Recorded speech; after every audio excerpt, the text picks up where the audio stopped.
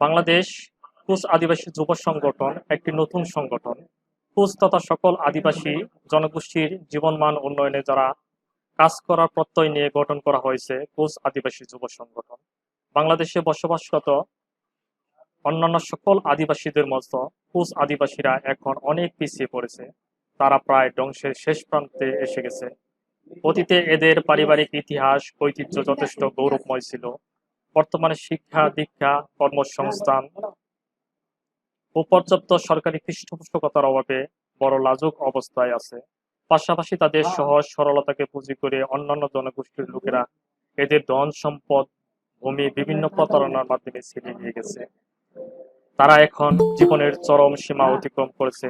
তাদের জন্য শিক্ষা দীক্ষা প্রশিক্ষণের পাশাপাশি অতি দ্রুত বিভিন্ন কর্মসংস্থান স্বাস্থ্য উন্নয়ন কর্মসূচি প্রশাসনিক সাহায্য সহযোগিতা যেমন বিভিন্ন হয়রানির মুখোমুখি হলে আদিবাসীদের অভিযোগ অতি দ্রুত গুরুত্ব সহকারে পর্যবেক্ষণ করা প্রভৃতি ব্যবস্থা গ্রহণ করতে না পারলে এই কুচ আদিবাসীরা এক সময়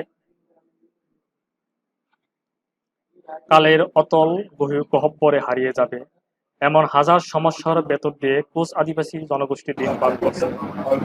আমাদের এই সংগঠন বিশাল সমস্যার সাগরে এক ভাসন্ত তৃণ মাত্র। আপনারা যারা আদিবাসী বান্ধব আদিবাসীদের নিরলসভাবে কাজ করে যাচ্ছেন, আমরা যদি আপনাদের সাহায্য সহযোগিতা ও দিক নির্দেশনা পাই তবে হয়তো এগিয়ে যেতে পারবো। তৎসঙ্গে আজকের এই আলোচনা সভায় আপনাদের কর্মময় ব্যস্ত জীবনে মূল্যবান উপস্থিতি আমাদের সংগঠনের গতিকে ত্বরান্বিত করবে।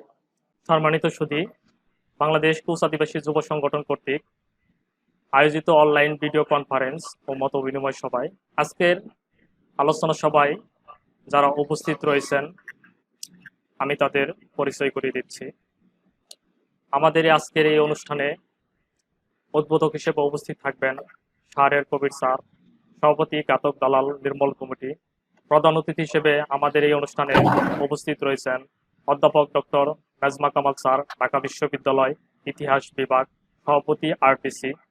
বিশেষ অতিথি হিসেবে উপস্থিত থাকবেন সাধারণ সম্পাদক সঞ্জীব রং, সাধারণ সম্পাদক বাংলাদেশ আদিবাসী ফোরাম।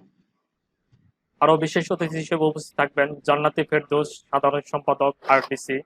প্রধান আলোচক হিসেবে আমাদের এই অনুষ্ঠানে বক্তব্য রাখবেন সন্ন্যাসী রমেশ কুমার ঘোষ, বাংলাদেশ কুচ আদিবাসী যুব সংগঠন কেন্দ্রীয় কমিটি বাংলাদেশ কুচ আদিবাসী সংগঠন কেন্দ্রীয় কমিটি। আরো আমন্ত্রিত অতিথি হিসেবে থাকবেন শাকিল আনোয়ার, সভাপতি সখীপুর প্রেস ক্লাব।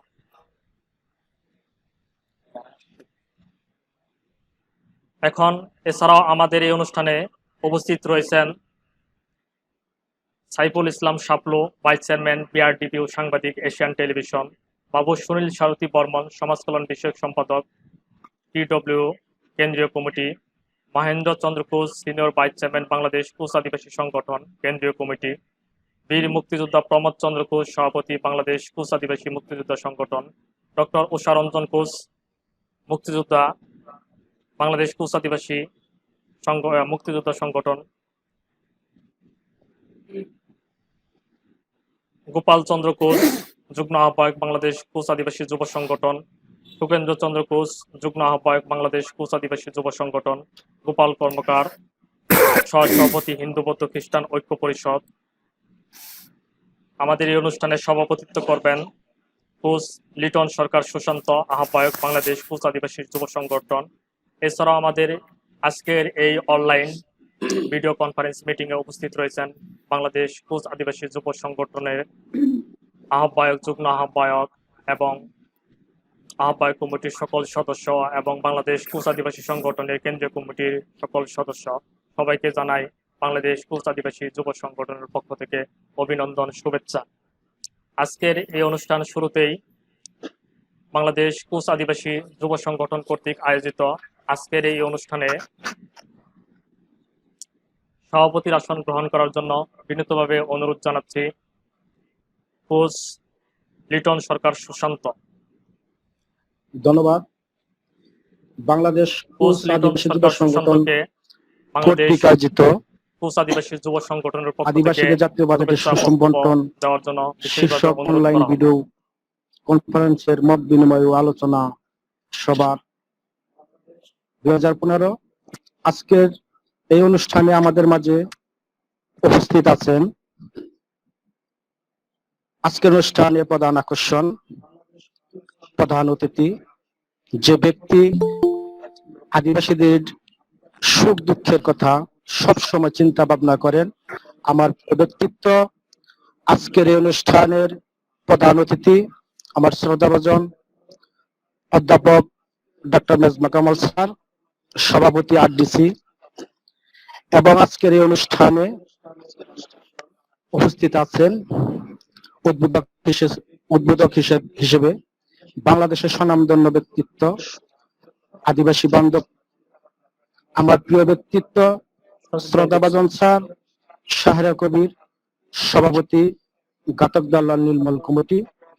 আমাদের মাঝে উপস্থিত আছেন বিশেষ অতিথি হিসেবে আদিবাসীদের প্রিয় মুখ, আদিবাসীদের প্রিয় নেতা, আমার শ্রদ্ধাভাজন ব্যক্তিত্ব, বাংলাদেশ আদিবাসী ফোরামের বিপ্লবী সাধারণ সম্পাদক নেতা সঞ্জীব দ্রং। সেই সাথে আমাদের মাঝে বিশেষ অতিথি হিসেবে উপস্থিত আছেন আজকের এই অনুষ্ঠানের বিশেষ অতিথি শ্রদ্ধাভাজন জান্নাতে ফেরদৌসী, সাধারণ সম্পাদক আরডিসি। এবং আমাদের মাঝে উপস্থিত আছেন আদিবাসীদের প্রিয় নেতা, কোচ জাতির গৌরব, আজকের অনুষ্ঠানের প্রধান আলোচক আমার শ্রদ্ধাভাজন নেতা সন্ন্যাসী রমেশ কুমার কোচ, সভাপতি বাংলাদেশ কোচ আদিবাসী সংগঠন।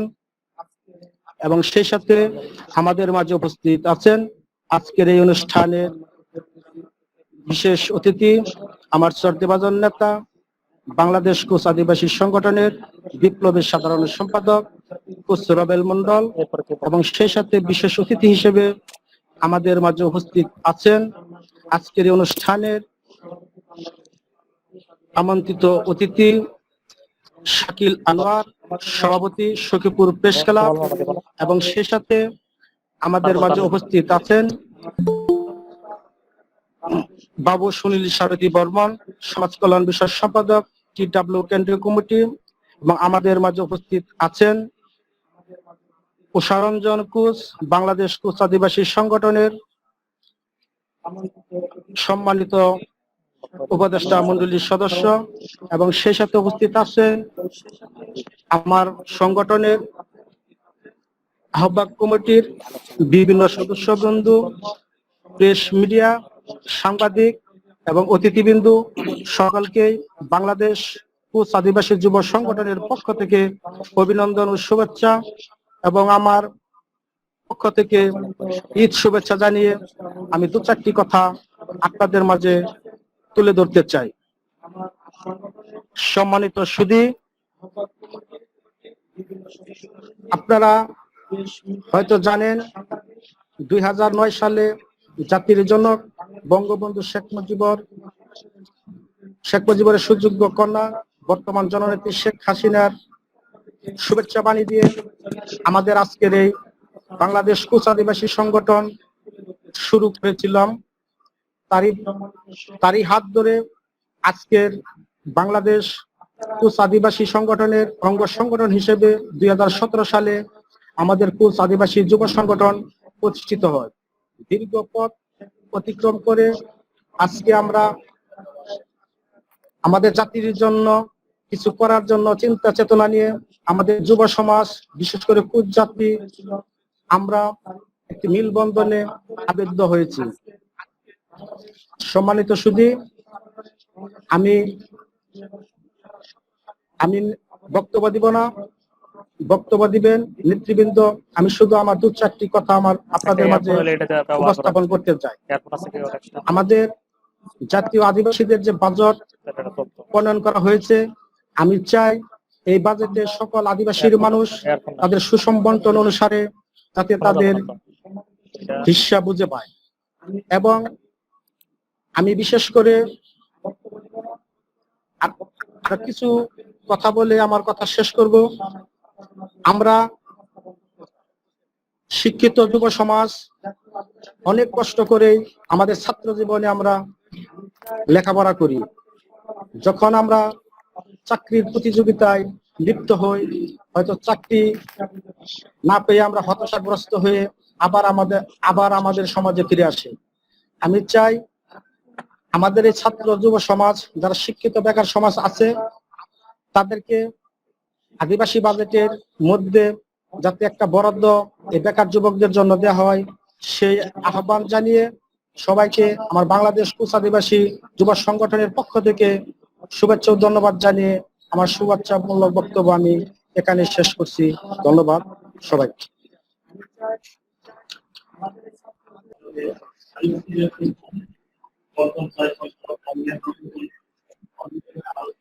ধন্যবাদ জানাই বাংলাদেশ কোচ আদিবাসী যুব সংগঠনের সম্মানিত আহ্বায়ক কোচ লিটন সরকার সুশান্তকে ওনার মূল্যবান শুভেচ্ছা বক্তব্য দেওয়ার জন্য। বাংলাদেশ কোচ আদিবাসী যুব সংগঠন কর্তৃক আয়োজিত জাতীয় বাজেটে আদিবাসীদের শোষণ বন্টন চাই শীর্ষক অনলাইন ভিডিও কনফারেন্সে মত বিনিময় আলোচনা সভা। আজকের এই আলোচনা সভায় যারা উপস্থিত রয়েছেন, আমি তাদের নামগুলো আবারও বলছি। উদ্বোধক হিসেবে আমাদের এই অনুষ্ঠানে উপস্থিত আছেন শাহরের কবির স্যার, সভাপতি ঘাতক দালাল নির্মূল কমিটি। প্রধান অতিথি হিসেবে উপস্থিত আছেন অধ্যাপক ডক্টর নাজমা কামাল স্যার, ঢাকা বিশ্ববিদ্যালয় ইতিহাস বিভাগ সভাপতি আরডিসি।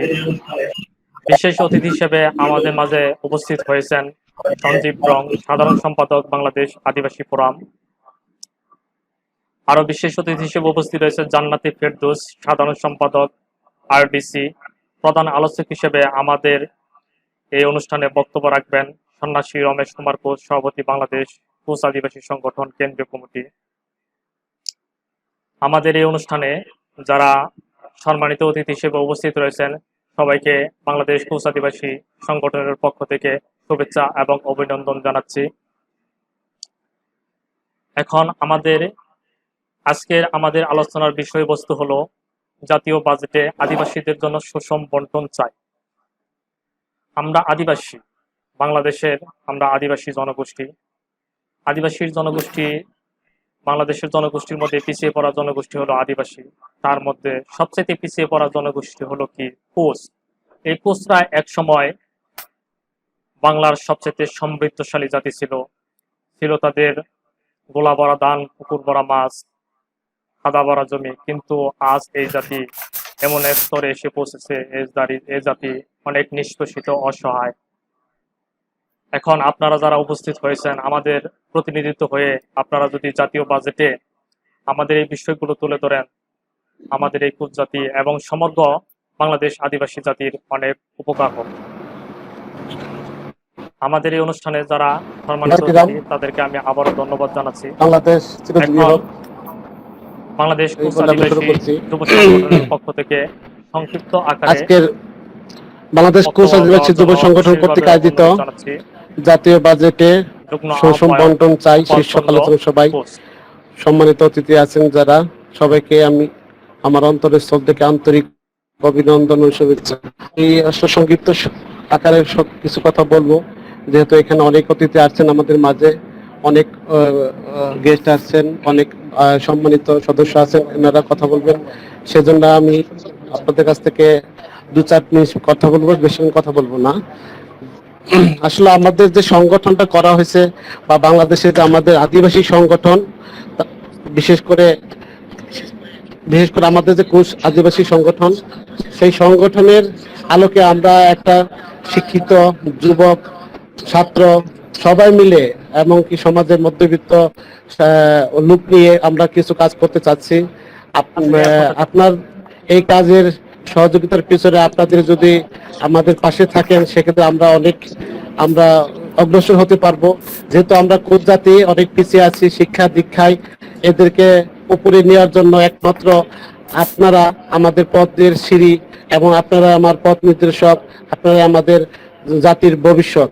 এমনকি আমরা যে এখন এই পর্যন্ত আপনাদের সাথে কথা বলতে পারছি, আপনাদের জন্য থেকে একমাত্র আপনাদের কারণেই, আপনাদের সফলতার কারণেই আজকে আমাদের চাওয়া দাবি যতগুলো সমস্যা আছে সেগুলো কিন্তু আপনারা আমাদের জাতির সামনে বিদেশের সামনে তুলে ধরছেন, সেজন্য আপনাদের আমাদের বাংলাদেশ কোচ আদিবাসী যুব সংগঠন কর্তৃক আপনাদের খুব আবারও ধন্যবাদ জানাচ্ছি এবং অভিনন্দন জানাচ্ছি। আমি আর কিছু বলতে চাচ্ছি না, আমি এই বলে বক্তব্য শেষ করতে যাচ্ছি। সবাইকে ধন্যবাদ। খোদা হাফেজ। সম্মানিত সুধী, ধন্যবাদ জানাই বাংলাদেশ কোচ আদিবাসী যুব সংগঠনের সম্মানিত যুগ্ম আহ্বায়ক গোপাল চন্দ্র কোচকে। এখন বক্তব্য দেওয়ার জন্য অনুরোধ বাংলাদেশ জানাচ্ছি কোচ আদিবাসী যুব সংগঠন কর্তৃক আয়োজিত কোচদের গর্ব, কোচদের অহংকার, বাজেট বাংলাদেশ সুষম কেন্দ্রীয় বন্টন শীর্ষক আয়োজিত বাংলাদেশ কোচ ভিডিও আদিবাসী কনফারেন্সে সংগঠন কেন্দ্রীয় কমিটির আজকের সম্মানিত সভাপতি আমাদের সন্ন্যাসী শ্রদ্ধেয় রমেশ কুমার কোচ। সুনামধন্য ব্যক্তিত্ব, সহায়ক অফিসার, উদ্বোধক উপস্থিত আছেন এখানে আমাদের গর্ব এবং অহংকার আদিবাসীদের বান্ধব প্রধান অতিথি হিসেবে ডক্টর অধ্যাপক ডক্টর মেজবা কামাল স্যার উপস্থিত আছেন আমাদের এখানে আমাদের আদিবাসীদের গর্ব অহংকার বিশেষ অতিথি মিস্টার সঞ্জীব জং, আমাদের মধ্যে আদিবাসী বান্ধব এবং দিদি আছেন জান্নাতে ফেরদৌস, উপস্থিত আছেন এখানে আমন্ত্রিত অতিথিবৃন্দ এবং আমাদের আদিবাসী নেতা নেতৃবৃন্দ, সকলকে আমার সংগ্রামী সালাম এবং নমস্কার জানাচ্ছি। আমি কিছু কথা এখানে আলোচনা করতে চাই। ভালো কথা বলতে পারি না, কারণ আমরা ভালো ভাষায়ও সুন্দরভাবে লিখতে পড়তে পারি না, তেমনটা অনেক ত্রুটি বিচ্যুতি হয়, ক্ষমা চেয়ে নিচ্ছি সবার কাছে। আমরা আপনারা জানেন যে সারা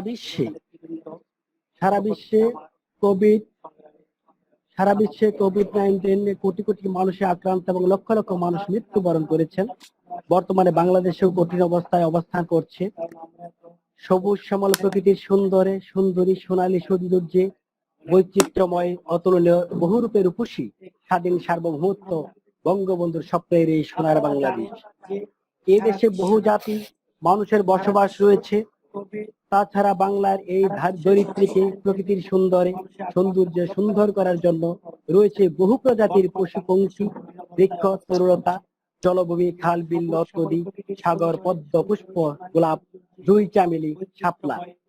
জড়িয়ে রয়েছে কত সুন্দরী সবুজ তরুলতা, দোয়েল পাখির কিচিরমিচির কণ্ঠস্বরে সকালের পূর্বে জেগে ওঠে সোনালী আকাশে রবি।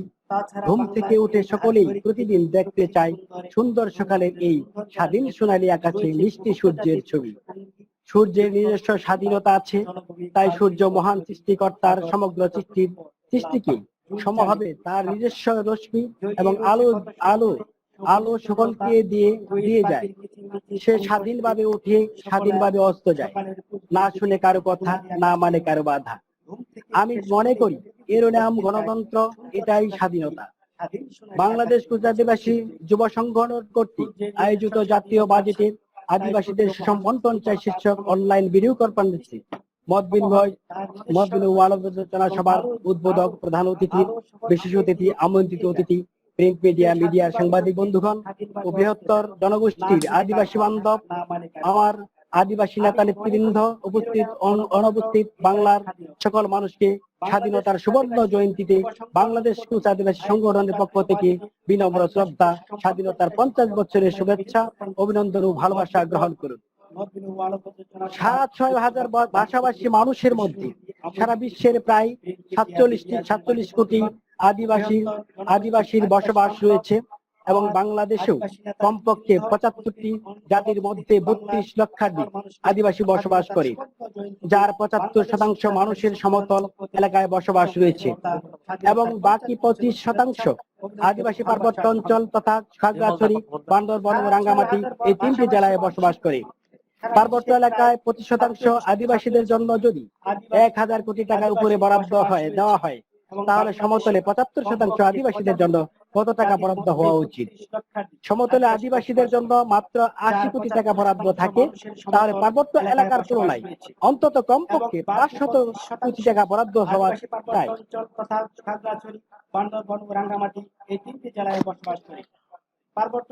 অতএব বৈষম্যের শিকল ছিঁড়ে গণতন্ত্রকে সুপ্রতিষ্ঠিত করার লক্ষ্যে সমতল আদিবাসীদের সম অধিকার প্রতিষ্ঠায় সুষম অধিকারী সুষম বন্ধনে পদক্ষেপ গ্রহণ করুন। বাংলাদেশে ৭৫টি আদিবাসীদের মধ্যে কোচ আদিবাসীরা সবচেয়ে পিছিয়ে এবং দারিদ্র সীমার নিচে বসবাস করছে। বাংলাদেশ কোভিড-19 কারণে বিভিন্ন জরিপে দেখা যায় ২.৫ কোটি থেকে ৩ কোটি মধ্যবিত্ত পরিবার দারিদ্র সীমার নিচে চলে এসেছে। তাহলে যারা দারিদ্র সীমার নিচে ছিল তাদের অবস্থা কোথায় দাঁড়িয়েছে, এটা আমার প্রশ্ন রয়েছে। কোচ জাতির মানুষ সমতল এলাকার বিভিন্ন জেলায় বসবাস করে থাকে, সেগুলো হলো টাঙ্গাইল, গাজীপুর, ময়মনসিংহ, জামালপুর, শেরপুর, সিলেট, সুনামগঞ্জ, নেত্রকোনা, রাজশাহী, দিনাজপুর, রংপুর, ঠাকুরগাঁও, কুড়িগ্রাম, পঞ্চগড়, উত্তরবঙ্গের বিভিন্ন জেলা উপজেলায় বসবাস করে। আজ সংখ্যালঘু বিষয়ক কংকাস সংসদীয় ককাসকে আমি ধন্যবাদ ও অভিনন্দন জানাই। জাতীয় বাজেটে আদিবাসীদের নিয়ে কমিশন গঠন করে বাজেটের সুষম বন্টনে যাতে সরকারের সুনজর থাকে, এই আলোচনা আনার জন্য ককাসকে আবারও ধন্যবাদ জ্ঞাপন করছি। ধন্যবাদ জানাই আমার শ্রদ্ধেয় ছাড় আরডিসি সভাপ্রধান এবং সাধারণ সম্পাদককে।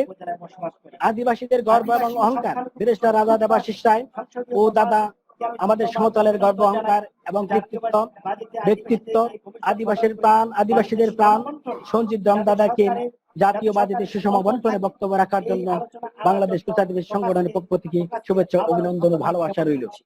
আদিবাসীদেরকে নিয়ে কমিশন গঠন করে প্রতিষ্ঠানিক সুনির্দিষ্ট বাজেট চাই, এ নিয়ে কিছু দাবি এবং বন্টননামা উপস্থাপন করতে চাই। পরিশেষে এত সুন্দর একটি বাজেট সংক্রান্ত অনুষ্ঠান আয়োজন করার জন্য বাংলাদেশ কোচ আদিবাসী যুব সংগঠনকে জাতীয় বাজেটে সুষম বন্টনে বক্তব্য রাখার জন্য যুব সংগঠনকে ধন্যবাদ জানাই। আমি বাজেটের কিছু অল্প কিছু কথা আমি তুলে ধরতে চাই সুনির্দিষ্ট বাজেটের জন্য। কমিশন গঠন করে বাজেট সুনির্দিষ্ট বরাদ্দ চাই। প্রথমত হচ্ছে বাংলাদেশে ধর্ষিতা শিশু কিশোরী নারী যারা ধর্ষণের কারণে আত্মহত্যা ও মৃত্যুবরণ করেছে এমন অপরাধীদের দ্রুত দৃষ্টান্তমূলক শাস্তি কার্যকর করতে হবে এবং ধর্ষিতা পরিবারগুলোকে ক্ষতিপূরণ দিতে হবে। ২, অস্থায়ী শ্রমিকদের জন্য ৩ মাস অন্তর অন্তর প্রণোদনার ব্যবস্থা করতে হবে। ক্ষুদ্র ব্যবসায় যেমন বিউটি পার্লার শ্রমিক, স্যালন, অস্থায়ী নারী শ্রমিক, দর্জি, মুদি দোকান, ঔষধের দোকান সহ সকলের জন্য বড় ধরনের প্রণোদনার ব্যবস্থা থাকতে হবে। আদিবাসীদের জন্য ভূমি সহ গৃহবাড়ি নির্মাণের জন্য বাজেটে নির্দিষ্ট বরাদ্দ দিতে হবে। প্রত্যেক জেলায় কমপক্ষে ৩০ জন অশিক্ষিত বেকার ছেলেমেয়ে একটি করে ল্যাপটপ দিতে হবে। প্রত্যেকটি উপজেলায় আদিবাসীদের জন্য 3টি করে কম্পিউটার চালু করে রাখতে হবে। সকল শিক্ষিত বেকার যুবকদের জন্য অটো রিক্সা, ভ্যান থাকতে হবে। আদিবাসীদের প্রত্যেক পরিবার সহ গৃহবাড়ি নির্মাণের জন্য বাজেটে নির্দিষ্ট বরাদ্দ দিতে হবে। ব্যবস্থা চালু করতে হবে। 30 জন অশিক্ষিত বেকার বড় ধরনের আদিবাসী নামে আমরা আনতে হবে। প্রত্যেক উপজেলায় আদিবাসীদের জন্য 3টি করে কম্পিউটার প্রশিক্ষণ কেন্দ্র চালু করতে রাখতে হবে। বেকার যুবকদের জন্য অটো রিক্সা, ভ্যান, সিএনজি বেশি করে বরাদ্দ দিতে হবে। আমি আমার প্রত্যেক পরিবারের উৎসাহ করতে চাই যে বাংলাদেশ আজকে 50 বছর স্বাধীন হয়েছে, আজ অবধি যারা মুক্তিযুদ্ধে অংশগ্রহণ করে মৃত্যুবরণ করেছেন, রাস্তায় মারা গেছেন, যাদের কাছে অস্ত্র জমা রেখে যারা মুক্তিযোদ্ধাদেরকে অংশগ্রহণ করেছেন, যারা গুলি খেয়ে দীর্ঘদিন ভুগে মৃত্যুবরণ করেছে, আজও তাদের জন্য নিয়োজিত অন্তর্ভুক্ত হয়নি এবং সরকারি ভাবে মুক্তিযোদ্ধাদের স্বীকৃতি পায়নি। এটা সোভিয়েত স্যারকে শহরে কমিটি আমি স্যারকে আমি দৃষ্টি আকর্ষণ করি। স্যার যদি 50 জনের ঊর্ধ্বে গাজীপুর, টাঙ্গাইল, ময়মনসিংহ যে মুক্তিযোদ্ধারা এখনো পর্যন্ত অন্তর্ভুক্ত হতে পারেনি এবং সেখানে স্বীকৃতি পায়, যদি আপনি একটু সশরীরে মুক্তিযোদ্ধাদের একটি মিটিংয়ে অংশগ্রহণ করেন, আমাদের মেজবাহ স্যার আছে, যদি একটি মিটিং অংশগ্রহণ করতেন তাদের বেদনাটা একটু জানতে পারতেন। এখন অনেকে হয়তো মরে যাবে, কিন্তু মরে গেছে। আজকে 50 বছর হয়েছে স্বাধীনতা হয়েছে। আর মুক্তিযোদ্ধার সময় কিন্তু সকালে শিক্ষিত ছিলেন না, অনেকেই নিরক্ষরই ছিলেন। সেই বিষয়ে একটু দৃষ্টি রাখার জন্য যদি স্যার এই মুক্তিযোদ্ধাদের একটি মিটিংয়ে অংশগ্রহণ সরাসরি মিটিং করে করোনা একটু নিয়ন্ত্রণে আসবে, তাহলে এই জাতি ধন্য হতো এবং কৃতজ্ঞতা বোধ করতো। এটা স্যার কাছে আমার নিবেদন হলো। আরেকটি বিষয় আমি উল্লেখ করতে চাই, স্যার এখানে আছেন এবং সুনীল দাও আছেন, যে বাজেটে বরাদ্দ দেওয়া হয়, সে বাজেটে আদিবাসীদের কোন রকম কোন অধিকার থাকে না। প্রত্যেক উপজেলায় যারা নির্বাহী অফিসার আছেন, কোন আদিবাসী কোন নেতাদের না করে যথা ইচ্ছা স্বাধীনভাবে সেটাকে বিলি বন্টন করে, তাদের কোথাও কোনো অধিকার থাকে না। আমার এখানে আছেন উল্লেখ করতে চাই, স্যার এখানে আছেন এবং আদিবাসীদের যে বাজেটে বরাদ্দ দেওয়া হয়, যে সমস্ত আদিবাসী সেই বাজেটে আদিবাসীদের কোনো রকম অধিকার থাকে না। করে প্রত্যেক উপজেলায় যারা নির্বাহী অফিসার আছেন, অংশগ্রহণের মাধ্যমে কোনো আদিবাসী সেই ভাগগুলো মানে নেতাদের কোনো তোয়াক্কা না করে সুষ্ঠুভাবে বন্টন করে ইচ্ছা সেগুলি দৃষ্টি রাখার জন্য, বন্টন করে তাদের কোথাও এবং এটা কোনো জাতীয় অধিকার থাকে না। আমার দাবি হলো প্রধানমন্ত্রীর যদি প্রধানমন্ত্রীর কাছে আদিবাসীদের যাতে বিচার করা যায়, সম্পৃক্ত করে বাংলাদেশের যে সমস্ত যারা আমার সংগঠনগুলো সবথেকে আছে, দুঃখ হয়, যাতে তাদেরকে সম্পৃক্ত করে আমার অংশগ্রহণের মাধ্যমে সত্য ছিল সে বরাদ্দগুলো মানে সুষ্ঠুভাবে বন্টন করেন, সেদিকে দৃষ্টি রাখার জন্য। এবং এটা আমাদের ডকুমেন্টার প্রধানমন্ত্রীর কাছে আমাদেরকে এই আমাদের বিচার করা যায় বা তার কাছে যদি পৌঁছানো যায়, যারা আমার সবথেকে চিন্তা ছিলাম আমার মনে আছে আজকে 50 বছর চলে এবং গেছে। তারা যদি কেউ আমার বাড়িতে কিন্তু মুক্তিযোদ্ধা ছিল, আমি তখন ছোট ছিলাম। মুক্তিযোদ্ধা অস্ত্র রাখতো আমাদের বাড়িতে। এই জাতির মানুষ কাদের সিদ্দিকীর নেতৃত্বে আমাদের যথাযথভাবে গভর্নমেন্ট সময় ভালো আর আফসার করে বঙ্গবন্ধুর ডাকে নির্বিঘ্নে গ্যাস কমেন্টার ঝাঁপিয়ে পড়েছিলেন। আমাদের এই জাতির মানুষ কমেন্টার তারপরে সীমার নিচে চলে গেছে, তাদেরকে ভালো করে বাতেন। আমি প্রত্যেককে চিনতাম, ছোট ছিলাম তবে এখন আমার মনে আছে। এবং আপনারা যদি কেউ আমাদের বেঁচে সাথে থাকেন তাহলে আসেন, আমাকে চিনতে আপনাদেরকে আমরা এই দেশের সমঅধিকার দিব। বিষয় হলো আমি একটা অনুরোধ করে এই হলো আমার কথা। এই জাতির মানুষ সকলে আর সময় নিতে চাই না, যথাযথভাবে এটা অনেক স্বাধীনতার সময় স্যার আমাকে বলেছেন বঙ্গবন্ধুর ডাকে নির্বিঘ্নে যুদ্ধে ঝাঁপিয়ে পড়েছিলেন। অথচ আজকে এই জাতির মানুষ আমাদের এই দাবিগুলো যদি দরিদ্র সীমার নিচে চলে আমি গেছে, চাই তাদেরকে যেগুলো কেউ গ্রহণযোগ্য হয়, জিজ্ঞাসা করে সেগুলো যেন বাস্তবায়িত হয়, করেছেন এবং এই জাতির আপনারা মানুষকে যেন আমাদের সাথে আসেন। প্রত্যেকটা আপনাদেরকে আমরা সমতল আদিবাসীরা সমঅধিকার আমরা অনেক পিছিয়ে আছে বিভিন্ন ভাবে। আরেকটি বিষয় আছে এই এখানে, হলো আমার কথা। যে আমি ছাত্রদের সকলের প্রত্যেক আর বছর সময় শুনেছি নিতে চাই আমরা না। যে 300 এখানে জন অনেক ছাত্র বক্তা বিদেশে আছেন। পড়াশোনা করতে যায়। স্যার আমাকে বলেছেন এখানে ছাত্রদের যে আমার এই বিদেশে পড়াশোনার জন্য আমাদের ছেলেমেয়েরা আজকে কিছুটা শিক্ষিত হয়েছে, আমাদের এই দাবিগুলো যদি সে আমি চাই যেগুলো আর তারা গ্রহণযোগ্য হয় সেগুলো যেন বর্তমান করতে পারে এবং বাস্তবায়িত তারা হয়। এবং এই করতে পারে না, এটা আমরা বুঝি না, হয়তো বা প্রত্যেক কাজে ধারা আছে এখানে। আমি অনুরোধ করবো যাতে এই সাথে এই আমাদের ছাত্রদের প্রত্যেক বিদেশে বছর পড়াশোনা শুনেছি আমরা খেলাধুলার সুযোগ যে পায়, 300 করে ছাত্র এবং বিদেশে পড়াশোনা করতে ছাত্রদের যায়। যেন সেখানে হয় খেলাধুলার বিষয়গুলোর দিকে দৃষ্টি রেখে, এই বিদেশে যেহেতু পড়াশোনার করোনা জন্য কাল, আমাদের আমি ছেলেমেয়েরা সকলকে আবার শিক্ষিত হয়েছে। জানাই বাংলাদেশ বিশেষ জাতীয় বিদেশে যুব পড়াশোনা সংগঠনকে উচ্চশিক্ষিত লাভের এই জন্য কোনো ওই অংশগ্রহণ করতে শীর্ষক পারে না, আলোচনা অনুষ্ঠান আয়োজন করার জন্য ধন্যবাদ জানাচ্ছি। এখানে যারা আমাদের ঢাকা থেকে আমাদের আদিবাসীদের বান্ধব এই আমাদের হৃদয় প্রাণ এবং বিদেশে অন্তর দিয়ে পড়াশোনা করার সুযোগ পায় জ্ঞান চক্ষুতে এবং দেখেন, ছাত্রদের যেন তাদেরকে বড় ধরনের ভালোবাসেন, বরাদ্দ হয়, তাদেরকে খেলাধুলার বিষয়গুলো স্নেহ মমতা করেন, তাদেরকে আদর যত্ন করেন। আমি এই সকলকে সমস্ত আবার আমাদের ব্যক্তিত্ব আমি ধন্যবাদ এবং জানাই আমাদের বাংলাদেশ শ্রদ্ধেয় যুব নাজমা সংগঠনকে স্যার, এই স্যার, আমার দিদি শীর্ষক জান্নাতি আলোচনা অনুষ্ঠান ফেরদৌস, করার দাদা আয়োজন সঞ্জিত, করার জন্য সকলকে আমি ধন্যবাদ ধন্যবাদ জ্ঞাপন জানাচ্ছি। করে, এবং যারা আমার এখানে যারা আমাদের আদিবাসী নেতৃবৃন্দ ঢাকা আছেন, থেকে যারা বক্তব্য আমাদের দেন, আদিবাসীদের তাদেরকে বান্ধব সকলকে ধন্যবাদ হৃদয় জ্ঞাপন প্রাণ করে আমার এই এবং বক্তব্য অন্তর শেষ দিয়ে করছি। ধন্যবাদ, জ্ঞান চক্ষুতে ধন্যবাদ সকলকে, দেখেন, নমস্কার। তাদেরকে ভালোবাসেন, তাদেরকে স্নেহ মমতা করেন, তাদেরকে আদর যত্ন করেন। সেই সমস্ত আমাদের ব্যক্তিত্ব এবং আমাদের শ্রদ্ধেয় মহাত্মা স্যার, শাহরিয়া স্যার, আমাদের জান্নাতি ফেরদৌস, দাদা সঞ্জিত, সকলকে আমি ধন্যবাদ জ্ঞাপন করে এবং আমার এখানে যারা আদিবাসী নেতৃবৃন্দ আছেন, যারা বক্তব্য দিবেন, তাদেরকে সকলকে ধন্যবাদ জ্ঞাপন করে আমার এই বক্তব্য শেষ করছি। ধন্যবাদ, ধন্যবাদ সকলকে, নমস্কার। ধন্যবাদ জানাই বাংলাদেশ কোচ আদিবাসী সংগঠন কেন্দ্রীয় কমিটির সম্মানিত সভাপতি সন্ন্যাসী রমেশ কুমার কোচকে কোচ আদিবাসীদের সম্পর্কে মূল্যবান বক্তব্য উপস্থাপন করার জন্য। এখন এই পর্যায়ে বক্তব্য দেওয়ার জন্য বিনীতভাবে অনুরোধ জানাচ্ছি বাবু সুনীল সারথী বর্মন, সমাজ কল্যাণ বিষয়ক সম্পাদক, TWA কেন্দ্রীয় কমিটি। এই আলোচনা সভার সম্মানিত সভাপতি, আমার অত্যন্ত কাছের মানুষ, যিনি অতি অল্প সময়ের মধ্যেই প্রিয় সঞ্চালক মহোদয়, অত্যন্ত পরিশ্রম এবং নিষ্ঠার সাথে কাজ আজকে করে বাংলাদেশের কুচ আদিবাসী যুবককে ঐক্যবদ্ধ করেছে। মাধ্যমে সে আমার স্নেহভাজন আসন্ন কুচ বাজেট লিটন সরকার সুশান্ত আদিবাসীদের আজকের অনুষ্ঠানের সম্মানিত সভাপতি।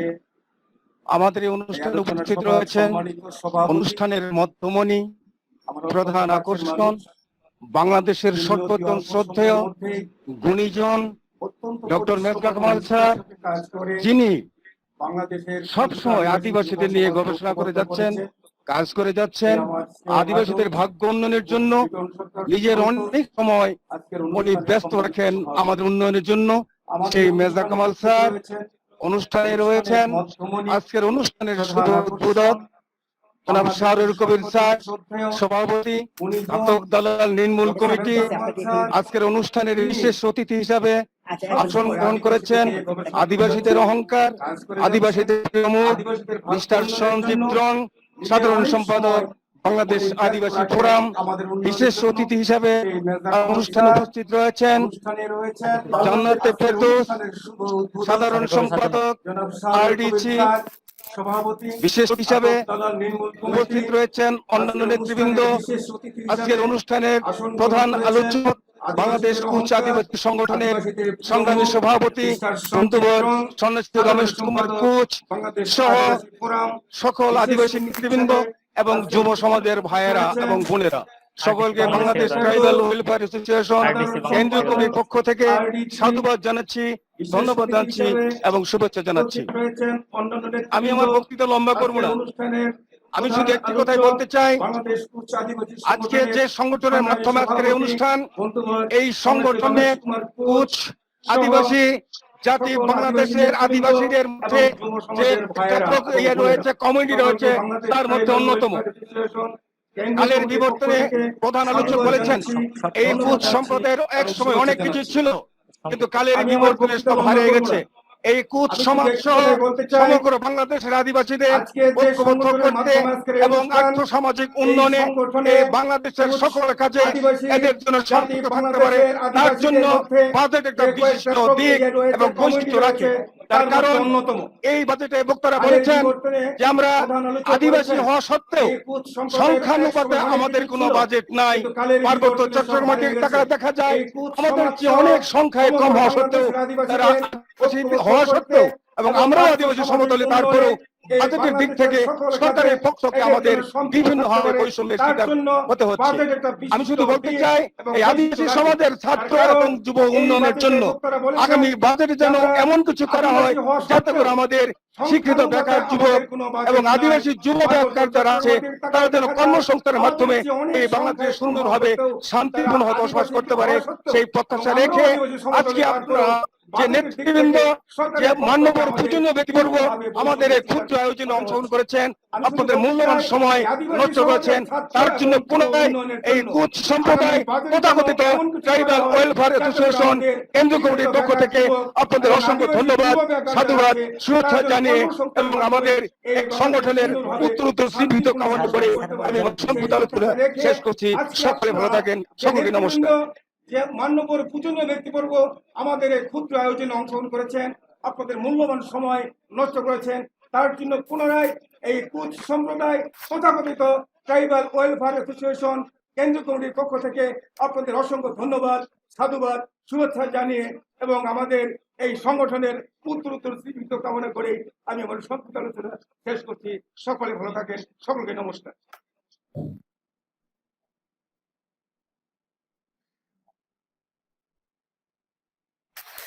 ধন্যবাদ জানাই আজকের আয়োজকদেরকে, সুনীল সারথী বর্মন বাংলাদেশ মূল্যবান কোচ আদিবাসী যুব সংগঠন শুধু নিজেদের কথা নয়, সমগ্র আদিবাসীদের দাবি নিয়ে আমাদের এই অনুষ্ঠানের সম্মেলনটি আয়োজন করেছে। আপনাদেরকে বিশেষভাবে ধন্যবাদ জানাচ্ছি। যদিও আপনারাই বলছেন এবং আমরাও জানি আদিবাসী সম্প্রদায়ের ভেতর সবচেয়ে পিছিয়ে পড়া সম্প্রদায়ের মধ্যে কোচ একটি। বাংলাদেশে এবং পৃথিবীর বিভিন্ন দেশের বৈশিষ্ট্য বা সৌন্দর্যটা হচ্ছে সে দেশের জাতি বৈচিত্র্যের উপর। আমরা যদিও জানি একসময় বাংলাদেশে ৭১টি আদিবাসী বিভিন্ন নৃগোষ্ঠী সম্প্রদায় ছিলেন, আজকে কমতে কমতে সেটা 40-এর নিচে এসে দাঁড়িয়েছে, কিন্তু সংখ্যার দিক থেকে যতই এটা বিলুপ্ত হোক না কেন কোনো অংশে কম নয়। আমরা 2011 সালের পরিসংখ্যান থেকে যেটা দেখেছি, আদমশুমারি অনুযায়ী বাংলাদেশের জনসংখ্যার শতকরা 1/2-এরও বেশি আদিবাসী সম্প্রদায়, এবং এখন সেটা যদি বেড়ে, যেটা আমরা গত কয়েক বছর ধরে দেখছি, হিন্দু সম্প্রদায়ের সংখ্যা বেড়েছে পরিসংখ্যান ব্যুরোর তথ্য অনুযায়ী।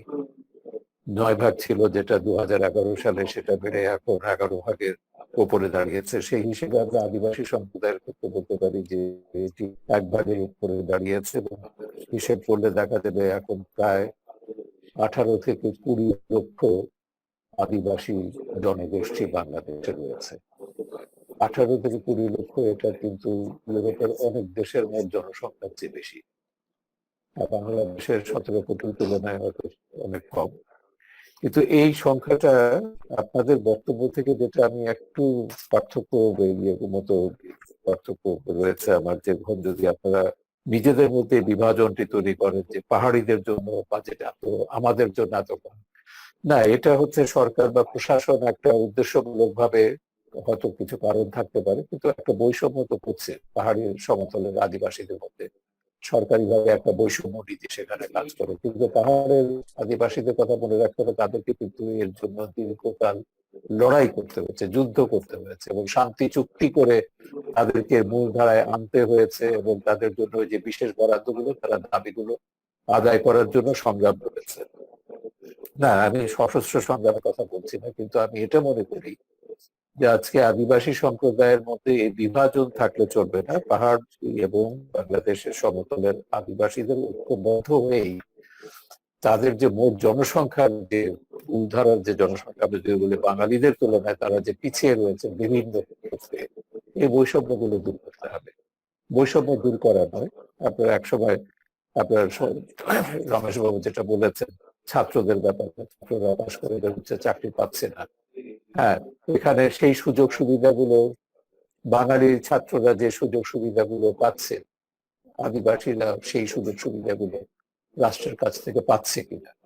এমনকি ধর্মীয় বিভাজনের ক্ষেত্রে বলি, যদি মুসলমানরা যে সুযোগ সুবিধাগুলো পায়, সেখানে হিন্দু, বৌদ্ধ, খ্রিস্টানরা সেই সুযোগ সুবিধাগুলো পাচ্ছে কিনা, না পাচ্ছে না। আমাদের নির্মূল কমিটি থেকে আমরা বহু শ্বেতপত্র প্রকাশ করেছি এই বৈষম্য নিয়ে।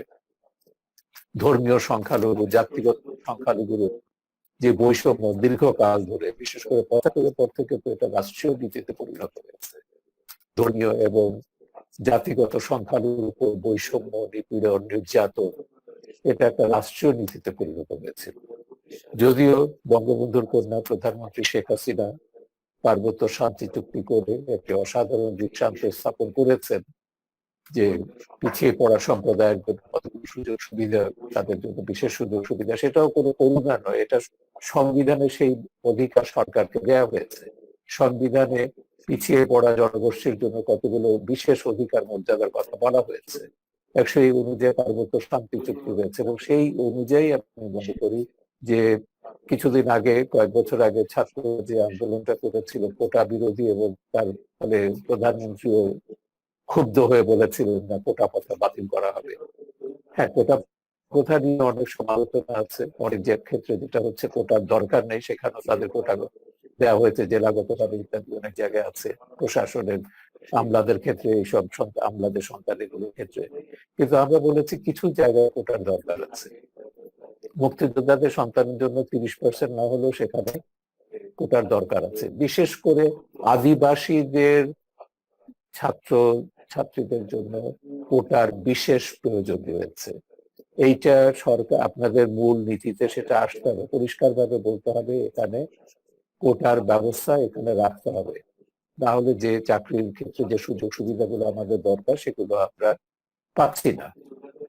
রাষ্ট্র আমাদেরকে বঞ্চিত করেছে বিভিন্ন ভাবে। সে তথ্যগুলো নিয়ে সন্ন্যাসী বাবুর আমি ইয়েতে পড়েছি, রমেশ বাবুর যে ধারণাপত্রটি তিনি আগে পাঠিয়েছেন, এগুলোর কোনোটার সঙ্গে 71 ঘাতক দালা নির্মূল কমিটির কোন মতবিরোধ নেই, এবং আমরা প্রত্যেকটা দাবি আপনাদের সমর্থন করি। কিন্তু এই দাবি আদায় করতে গেলে যে সংগঠিত শক্তি দরকার, সেই শক্তিরও একটা প্রদর্শনী দরকার আছে। শক্তি প্রদর্শন না করলে, ওই যে বাংলায় বানাচ্ছে সঙ্গে বাচ্চা না কাঁদলে মাও দুধ দেয় না, সেজন্য আপনাদের দাবিটার জন্য সংগঠিত শক্তি প্রদর্শনের একটা ব্যাপার রয়েছে। এবং সেই ক্ষেত্রে আমি মনে করি সমতল এবং পাহাড়ের আদিবাসী শুধু নয়, সংখ্যালঘু ধর্মীয় সম্প্রদায়, জাতিগত সম্প্রদায় সবাইকে ঐক্যবদ্ধ হতে হবে। এবং নির্মূল কমিটি আছে, এখানে মেজবা কমিটির RDS আছে, আরো অনেক সংগঠন, তারা পিছিয়ে পড়া জনগোষ্ঠীর জানার জন্য আন্দোলন করছে, সংগ্রাম করছে। আমরা কিছু আগেই এই মৌলবাদী সাম্প্রদায়িক শক্তির যে এর বিরুদ্ধে একটা গণতদন্ত কমিশন গঠন করেছে। এবং এই গণতন্ত্র কমিশনের যে ককাসের করলেন আমাদের সংসদীয় আদিবাসী এবং সংখ্যালঘু বিষয়ক সংসদীয় সদস্য, এবং এই ককাসের 4জন সদস্যদের এই কমিশনের আমরা বিশেষভাবে ধর্মীয় এবং জাতিগত সংখ্যালঘু সম্প্রদায়ের উপর রাষ্ট্রীয়ভাবে যে বৈষম্য হচ্ছে, জাতিগত বা এর বিরুদ্ধে আমাদের বক্তব্য তুলে প্রতিবাদ সরকার এবং তাকে স্বেচ্ছা আগামী কয়েক মাসের মধ্যে 3 মাসের মধ্যে প্রকাশ পত্র আকারে জাতির সামনে করবে এবং এই বিষয়গুলো দূর করতে হবে।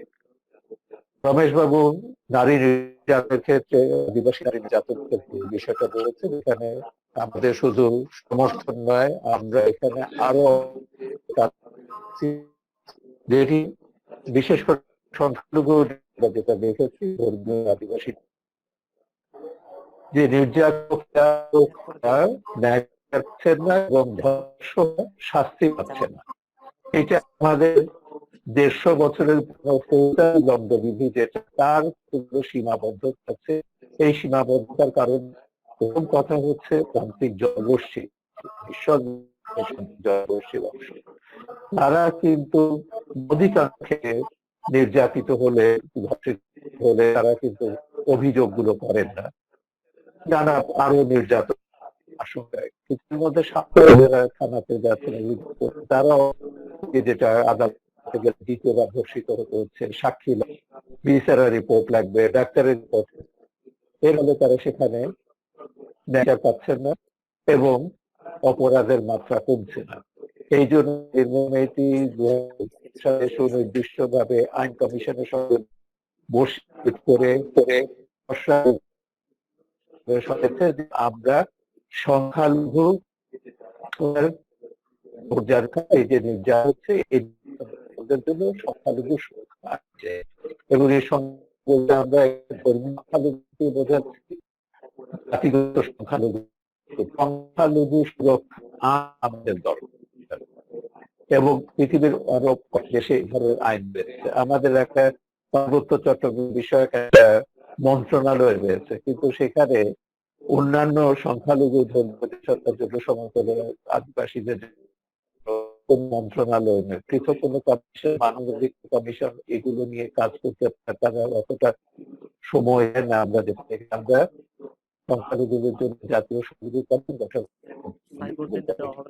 আন্দোলন হচ্ছে এবং আমাদের আন্দোলনের কারণে 2018 সালে নির্বাচনের আগে সরকার তাদের ম্যানিফেস্টোতে সংখ্যালঘু সুরক্ষা আইন, জাতীয় সংখ্যালঘু কমিশন গঠন করবে ক্ষমতায় এসে মেনে নিয়েছিল, কিন্তু সেটা বাস্তবায়ন হয়নি। সেটার জন্য তো এই বিষয়গুলো আজকে নিঃসন্দেহে আপনারা মেলন আদিবাসী এত দেরি হচ্ছে, এইটা নিয়ে এখানে যারা উপস্থিত আছেন আদিবাসী নেতারা, আমি সবাইকে অনুরোধ করবো করোনা কাল যদি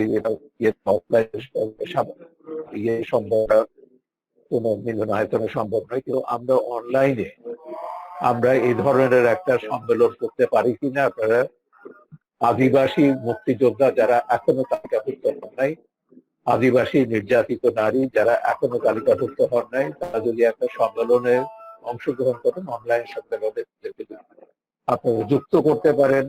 আমরা সেখানে মাননীয় মুক্তিযুদ্ধ মন্ত্রীকে উপস্থিত করে কেন দেরি হচ্ছে, কারণ গাজীপুর আপনাদের বেশিরভাগ একটা তো গাজীপুরে আপনারা এসে করছেন, আমাদের মন্ত্রী সহ গাজীপুরে, সুতরাং আমি মনে করি যে কি আমরা যদি যথাযথভাবে দাবিটা উত্থাপন করতে পারি এবং তালিকাভুক্তির যে কতগুলো নিয়ম নীতি আছে, পদ্ধতি আছে, সেটা অনুসরণ করে, এটা অসম্ভব কিছু নয় এবং এটা দ্রুত করতে হবে। কারণ মুক্তিযোদ্ধারা সম্মান না পেয়েই, তার স্বীকৃতি না পেয়েই তারা মারা যাচ্ছে এবং স্বাভাবিক। 50 বছর হয়ে গেছে স্বাধীনতার সুবর্ণ জয়ন্তী পালন করছে, এখন পর্যন্ত মুক্তিযোদ্ধারা, আদিবাসী মুক্তিযোদ্ধারা তাদের স্বীকৃতির জন্য, তাদের মর্যাদার জন্য তারা আন্দোলন করবেন, এটা রাষ্ট্রের জন্য বেদনাবহ।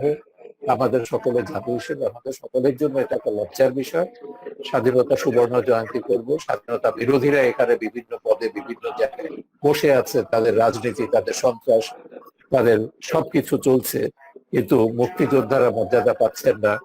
এবং একইভাবে আমি বলবো আপনাদের এটাও খুঁজে বার করা দরকার, প্রচুর নারী মুক্তিযুদ্ধে, আদিবাসী নারী মুক্তিযুদ্ধে নির্যাতিত হয়েছিলেন এবং প্রধানমন্ত্রী শেখ হাসিনা তাদেরকে মুক্তিযোদ্ধা হিসেবে মর্যাদার যে সিদ্ধান্ত, এটা 2016 সালে এটা নেওয়া হয়েছে এবং সেই অনুযায়ী অনেকেই এই সম্মাননা পাচ্ছেন। এমনকি গত সপ্তাহে আমরা একজন হিন্দু বীরাঙ্গনা মুক্তিযোদ্ধা নারীকে সম্মাননা প্রদর্শন করেছে। এবং এই কাজে নির্মূল কমিটিকে আপনারা সবসময় পাবেন। করোনা কালে যেমন আমরা গত সপ্তাহে উত্তরবঙ্গের ঠাকুরগাঁওয়ে সাঁওতালদের ভেতর যারা সুযোগ সুবিধা বঞ্চিত, জীবিকা বঞ্চিত কারু এবং কণ্ঠশিল্পী, চারুশিল্পীদের জন্য বিশেষ একটা উপহার আমরা নির্মূল কমিটির তরফ থেকে দিয়েছি, তাদের একটা রেশনের মতো। তো এগুলো নির্মূল কমিটি ধর্ম এবং জাতিগত সংখ্যালঘুদের অধিকার মর্যাদার জন্য শুরু থেকে কাজ করে যাচ্ছে।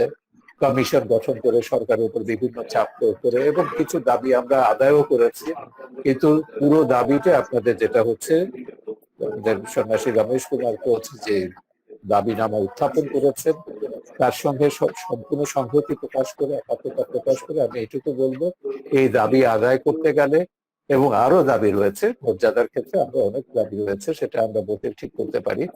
এর জন্য সমতলের এবং পাহাড়ের আদিবাসী এবং ধর্মীয় জাতিগত সংখ্যালঘু সবাইকে ঐক্যবদ্ধ হয়ে এবং এদের অধিকারের জন্য যে সমস্ত মূলধারার যে সমস্ত সংগঠনগুলো কাজ করছে, নির্মূল কমিটি হচ্ছে, এখানে মেজবা কামালদের RGS আছে এবং অন্যান্য যে সমস্ত হিন্দু পরিষদ আছে, সজ্জিৎ ব্রাহ্মণের পারফরমেন্স, এই ধরনের আমরা যদি করি এবং আমাদের ককাস রয়েছে, সংসদীয় ককাস, আমি মনে করি এই দাবি প্রধানমন্ত্রী শেখ হাসিনার যে সরকার, সরকার, তার কাছ থেকে আমরা আদায় করতে পারবো। এটা বিএনপি জামাত ক্ষমতায় এলে কখনো আদিবাসী মর্যাদা দূরে থাকতে পারে, নীতি হচ্ছে তাদের নিশ্চিহ্ন করা। 75-এর পর থেকে আপনি দেখেছেন, বিশেষ করে পার্বত্য চট্টগ্রামে কিভাবে আদিবাসীদের, পাহাড়িদের নির্মূলনের প্রক্রিয়া চলছিল, নিশ্চিহ্নকরণের প্রক্রিয়া চলেছিল। এবং সেখানে যেখানে একসময় 47 সালে পাহাড়ে বাঙালি এবং আদিবাসীদের জনসংখ্যার পরিসংখ্যান ছিল 97.5 এবং 2.5 বাঙালি, সেখানে বাঙালি এখন বাড়তে বাড়তে 50-এর উপর চলে গেছে। এইভাবে একটা বিভিন্ন জায়গায় আদিবাসী জনগোষ্ঠী শক্তি কমছে, জনসংখ্যা কমছে, তাদের সংস্কৃতি হারিয়ে যাচ্ছে, তাদের ঐতিহ্য হারিয়ে যাচ্ছে, তাদের ইতিহাস হারিয়ে যাচ্ছে। শুধু যেটা বললেন কোচদের কথা, তো 700 বছর আগে তো একটা তো কোচ রাজ্য ছিল, এখানে কোচদের একটা রাজত্ব ছিল, দেশ ছিল, এবং সেই দেশ কোথায় হারিয়ে গেল, কিভাবে হারিয়ে গেল? এটা পৃথিবীর বহু দেশে এটা হয়। সবচেয়ে উন্নত দেশ যে আমেরিকাতে, আপনারা জানেন, অস্ট্রেলিয়াতে, কানাডাতে, আমেরিকার এটা নিয়েও আমি কাজ করছি, ওদের নেটিভ আমেরিকানদের নিয়ে। এবং সেখানে কলম্বাসের আমেরিকা পদার্পণ থেকে শুরু করে গত 500 বছরে এই সাদারা, ইউরোপীয় সাদারা সেখানে তাদের কলোনি স্থাপন করতে গিয়ে 10 থেকে 14 কোটি নারীকে হত্যা করেছে। এইটা হচ্ছে পৃথিবীর ইতিহাসে আদিবাসীদের উপর সবচেয়ে বড় নির্যাতনের ঘটনা, সবচেয়ে বড় গণহত্যার ঘটনা। এই গণহত্যার ঘটনা তারা যেটা সবচেয়ে উন্নত দেশগুলোতে যেমন হচ্ছে, আমাদের দেশে হচ্ছে, বিভিন্ন ভাবে হচ্ছে। এই যে গণহত্যা শুধু যে হত্যা করে হয় তা তো নয়, একটা জনগোষ্ঠী যাদের নিজস্ব ভাষা রয়েছে, নিজস্ব সংস্কৃতি রয়েছে, নিজস্ব ইতিহাস ঐতিহ্য রয়েছে, জাতিগত বৈশিষ্ট্য রয়েছে, তারা যদি নিজেদের ভাষায় কথা বলতে না পারে, তারা যদি নিজেদের ভাষায় শিক্ষিত হতে না পারে, তারা যদি স্বাস্থ্য সেবা থেকে বঞ্চিত হয়, শিক্ষা সেবা থেকে বঞ্চিত হয় এবং নানা কারণে তাদের জনসংখ্যা যদি কমতে থাকে, সেটাকে কিন্তু আমরা গণহত্যার অপরাধ বলে মনে করি। এবং এই অপরাধ থেকে বাংলাদেশও মুক্ত নয় এবং আমাদের আন্দোলন হচ্ছে এই সমস্ত গণহত্যা, সে বাংলাদেশেই হোক পৃথিবীর যে কোনো দেশেই হোক, তার বিরুদ্ধে সোচ্চার হওয়া।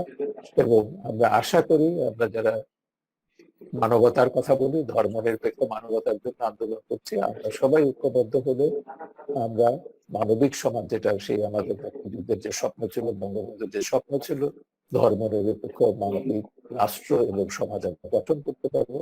এই প্রত্যাশা নিয়ে আপনাদের সবাইকে অভিনন্দন জানিয়ে আমার বক্তব্য এখানে শেষ করছি। আজকে সম্মেলনের শুভ উদ্বোধন ঘোষণা করে জয় বাংলা, জয় বঙ্গবন্ধু, জয় হোক আদিবাসীদের আন্দোলনের। ধন্যবাদ সবাই।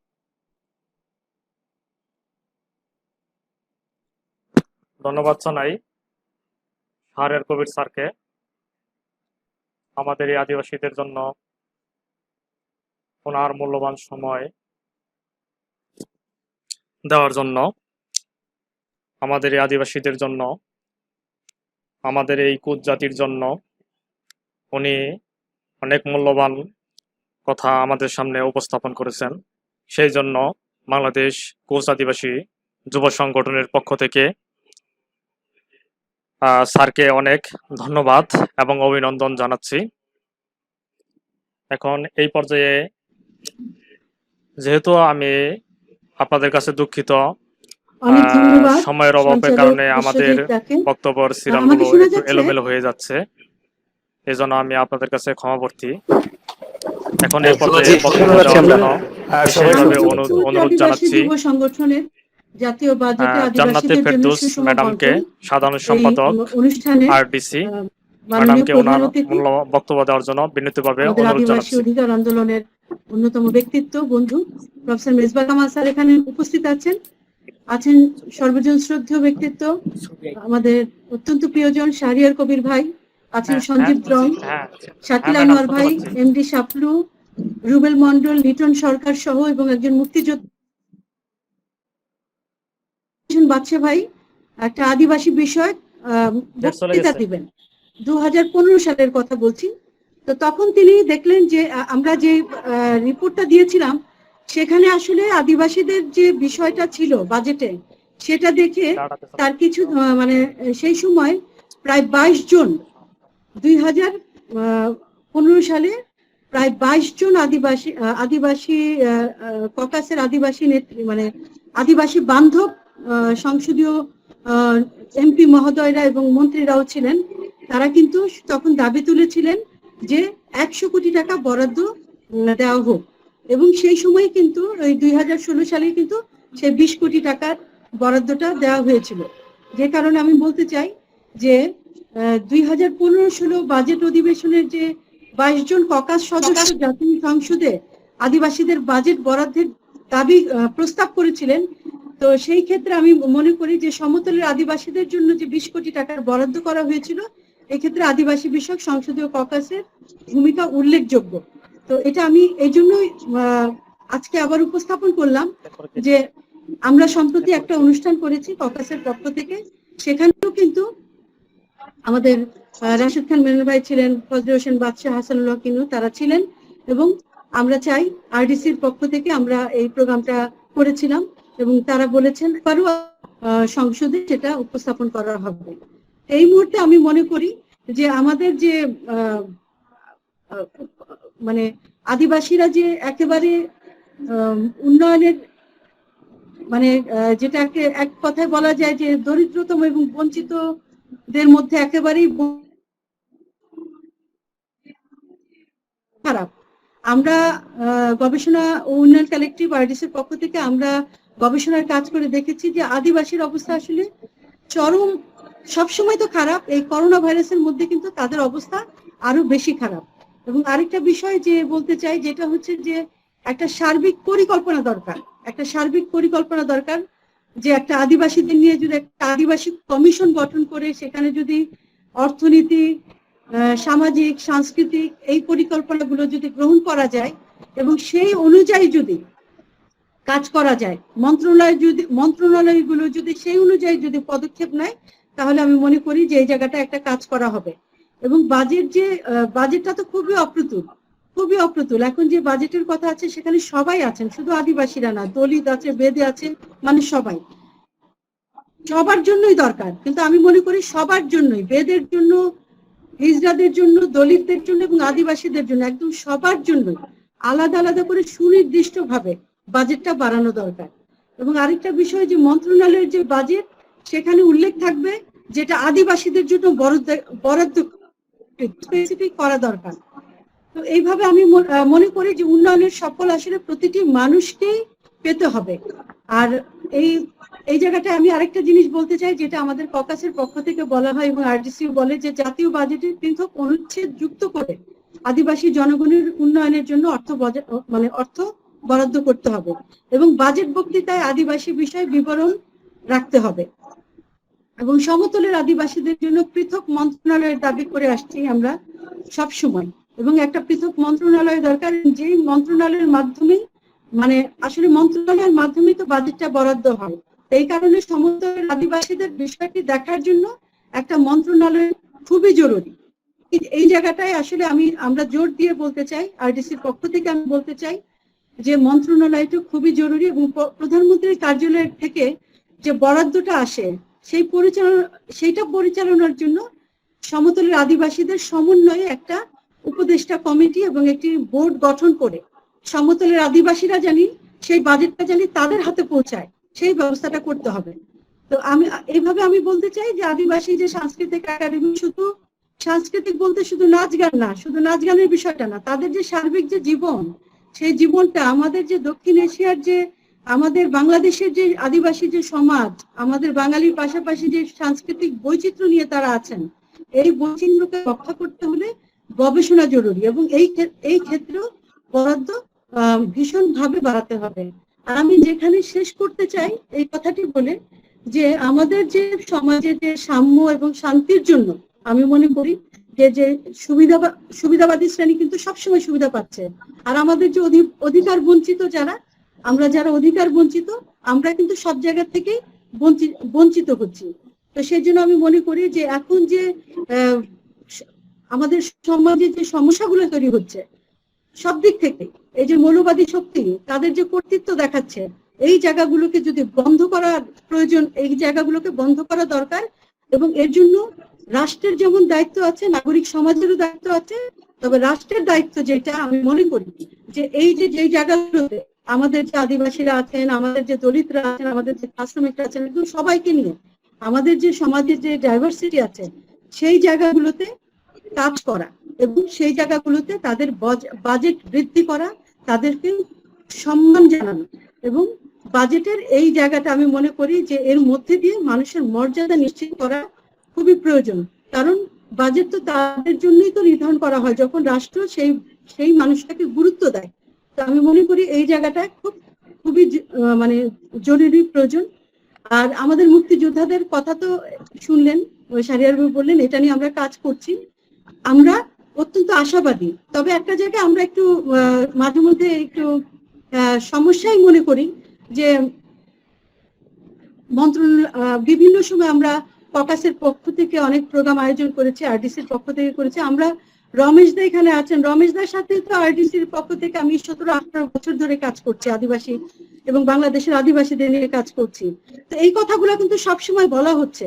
তা আমি এই মুহূর্তে যেটা বলতে চাই, যে রাষ্ট্রের উচিত এই বিষয়টাকে অত্যন্ত গুরুত্বের সাথে দেখে এই করোনা ভাইরাসের সময় আমি আবার এই কথাটাই আসতে চাই, যে কোনো অবস্থাতে বাজেট তো অবশ্যই বাড়াতে হবে এবং আমাদের সকল আদিবাসীদের জন্য একটা প্যাকেজ ঘোষণা করা হোক, প্যাকেজ ঘোষণা করে আমাদের সবাইকে রক্ষা করা হোক। আমি আপনাদের সবাইকে আমার পক্ষ থেকে আবারও ধন্যবাদ জানিয়ে শেষ করছি। ধন্যবাদ সবাইকে।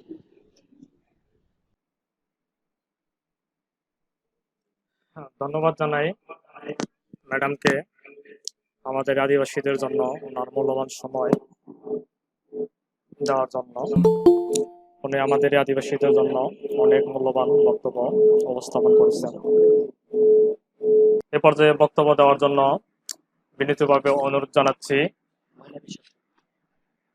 বাংলাদেশ কোচ আদিবাসী কল্পনা, যুব আপনাকে সংগঠনের আনমিউট মহিলা করে বিষয়ক কথা বলতে সম্পাদক হবে, আনমিউট করেন। আলপনা স্যার। রানী কোচকে আচ্ছা আচ্ছা আলপনা রানী কোচকে ওনার হুম। বক্তব্য উপস্থাপন আমরা করার জন্য আদিবাসী আদি বিনীতভাবে থেকেই অনুরোধ জাতের বাস। জানাচ্ছি।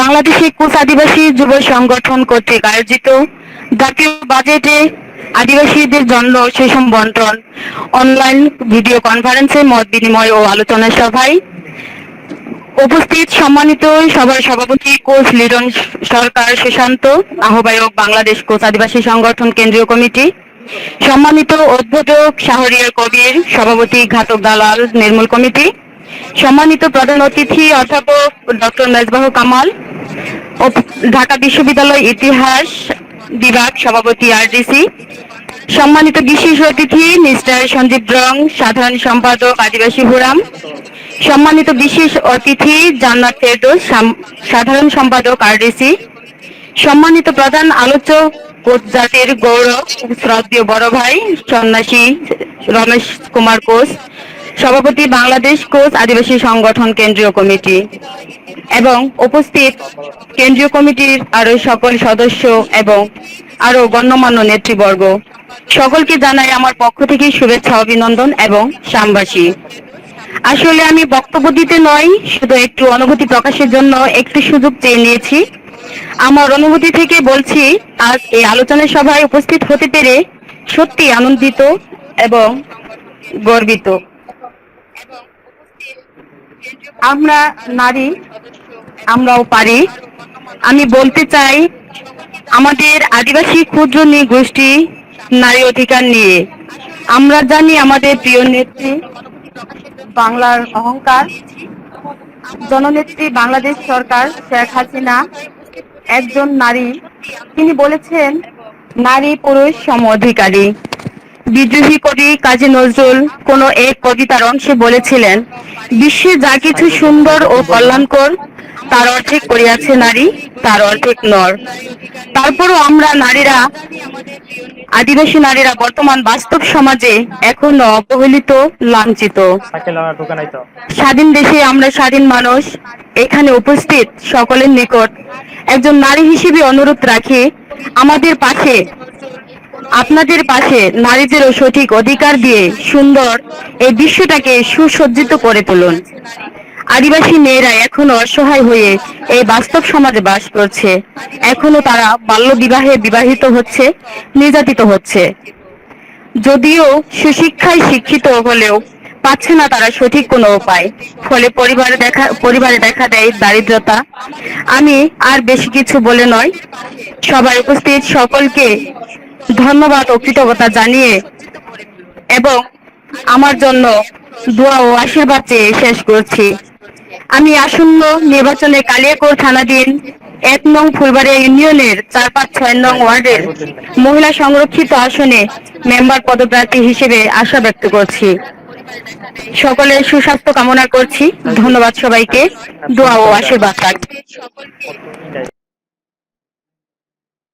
এখন বাংলাদেশ কোচ আদিবাসী ছাত্র সংগঠনের পক্ষ থেকে হ্যালো, কোচ বাংলাদেশ কোচ বিষ্ণু আদিবাসী সরকারকে যুব বক্তব্য সংগঠনের দেওয়ার উদ্যোগে জন্য আয়োজিত বিনীতভাবে অনুরোধ জাতীয় জানাচ্ছি। বাজেট আদিবাসী প্রণোদন কর্মসূচি ও অনলাইন ভিডিও কনফারেন্স মতো বিনিময় অনুষ্ঠানে উদ্বোধক সাহেব শাহরিয়ার কবির, সভাপতি ঘাতক দালাল নির্মূল কমিটি, প্রধান অতিথি অধ্যাপক ডক্টর মেজবাহ কামাল, ঢাকা বিশ্ববিদ্যালয় ইতিহাস বিভাগ ও সভাপতি আরডিসি।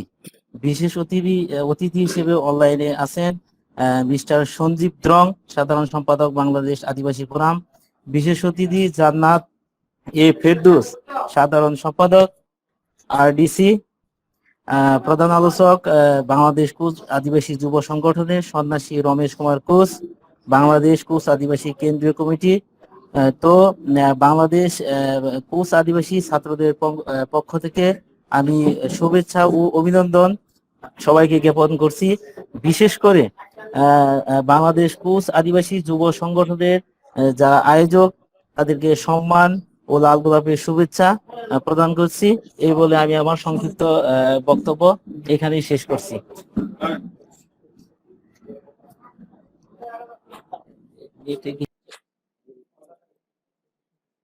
ধন্যবাদ জানাচ্ছি কোচ বিষ্ণু সরকারকে কোচ আদিবাসীদের ছাত্রদের পক্ষ থেকে মূল্যবান বক্তব্য দেওয়ার জন্য। এখন এ পর্যায়ে বক্তব্য দেওয়ার জন্য বিনীতভাবে অনুরোধ জানাচ্ছি গোপাল কর্মকার দাদাকে, সহসভাপতি হিন্দু বৌদ্ধ খ্রিস্টান ঐক্য পরিষদ, ওনাকে ওনার মূল্যবান বক্তব্য উপস্থাপন করার জন্য বিনীতভাবে অনুরোধ জানাচ্ছি। সার্বিক অনলাইন ভিত্তিক কনফারেন্স কমিটির আলোচনা সভা আজকের দুপুর 12টা থেকে সান একাডেমি হল রুম, সখীপুর উপজেলা, আজকের অনলাইন ভিত্তিক অনুষ্ঠান শাহরিয়া কবির স্যার, নির্মল কমিটি, কারণ একটা সিস্টেম আছে, সিস্টেমের তার সাথে অনলাইন ভিত্তিক আলোচনা করার আমার একটু সুযোগ হয়েছে। আমি তা নিজেকে ধন্য মনে করছি। আদিবাসীদের জন্য সার্বিক সহযোগিতা যখন যে জায়গায় যতটুকু সহযোগিতা করা সম্ভব আমি করব। আর আদিবাসীদের জন্য সব সময় পাশে থাকবো এই আশাবাদ ব্যক্ত করে আমি আমার বক্তব্য শেষ করছি।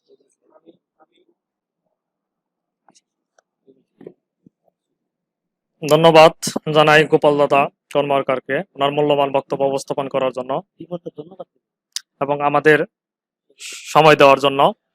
এখন এ পর্যায়ে কোচ আদিবাসী যুব সংগঠনের পক্ষ থেকে সংক্ষিপ্ত আকারে বক্তব্য দেওয়ার জন্য অনুরোধ জানাচ্ছি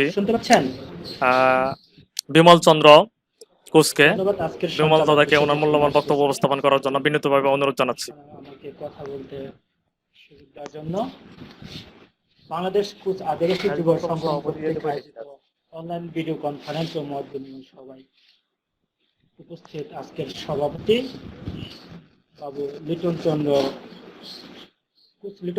সরকার এবং আজকের এই অনুষ্ঠানে উপস্থিত আছেন দেশ বরেণ্য ব্যক্তি যারা ছিলেন শাহরিয়ার কবির সভাপতি গাতুর দালাল নির্মূল কমিটি এবং প্রধান অতিথি হিসেবে উপস্থিত আছেন অধ্যাপক ডক্টর মেজবা কামাল, ঢাকা বিশ্ববিদ্যালয় ইতিহাস বিভাগ সভাপতি আরডিসি, এবং বিশেষ অতিথি হিসেবে আজকে উপস্থিত ছিলেন বা আছেন মিস্টার সঞ্জীব ব্রং, সাধারণ সম্পাদক বাংলাদেশ আদিবাসী ফোরাম, বিশেষ অতিথি জামাতের ফেরদৌস, সাধারণ সম্পাদক আরডিসি, আর প্রধান আলোচক সন্ন্যাসী রমেশ কুমার কোচ, বাংলাদেশ কোচ আদিবাসী সংগঠন কেন্দ্রীয় কমিটি, এবং আমন্ত্রিত অতিথি হিসেবে ছিলেন শাকিল আহমদ, সভাপতি শরীফ প্রেস ক্লাব।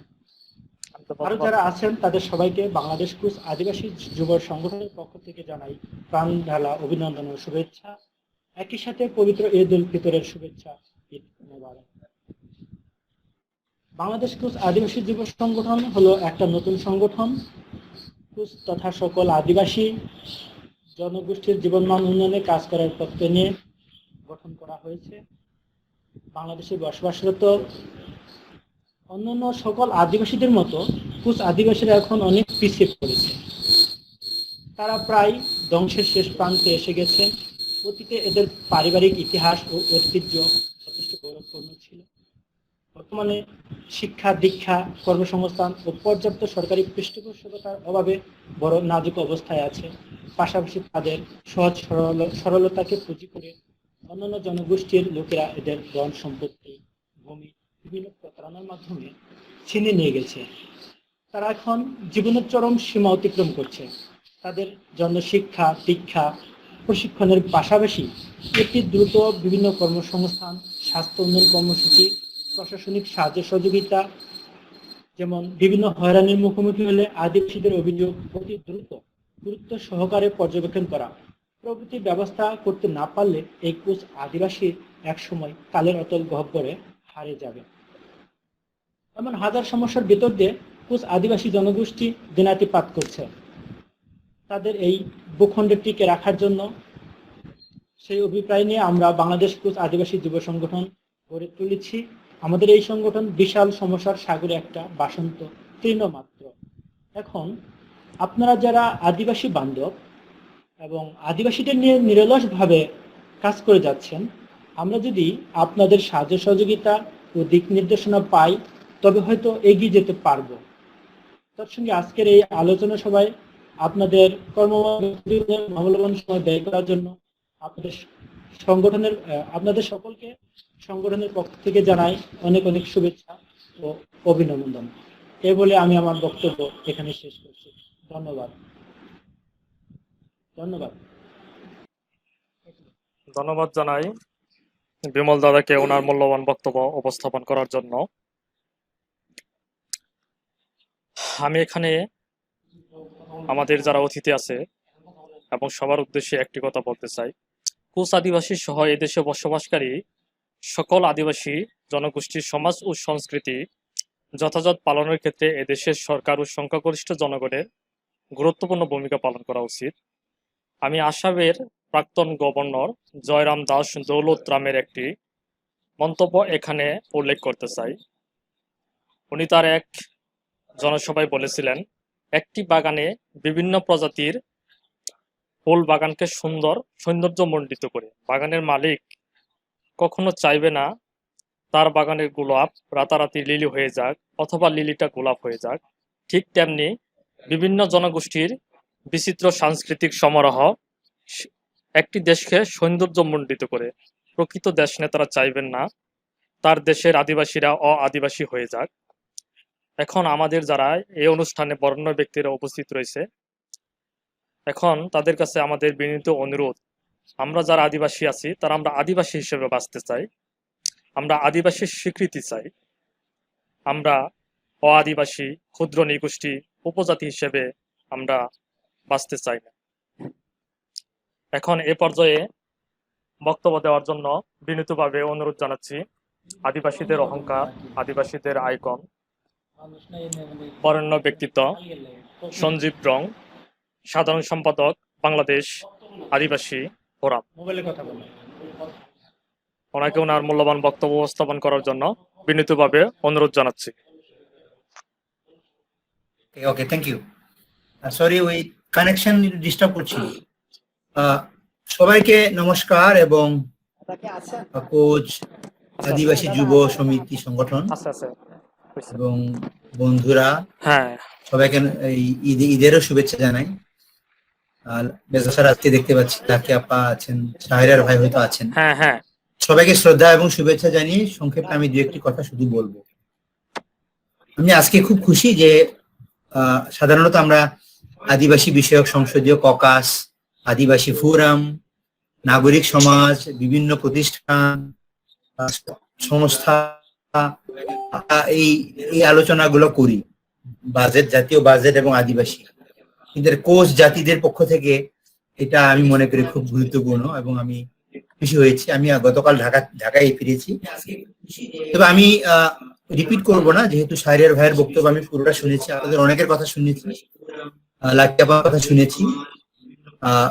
আলোচনা অনেক বিস্তৃত হয়েছে, বাজেটের বাইরেও অনেক কথা এসেছে।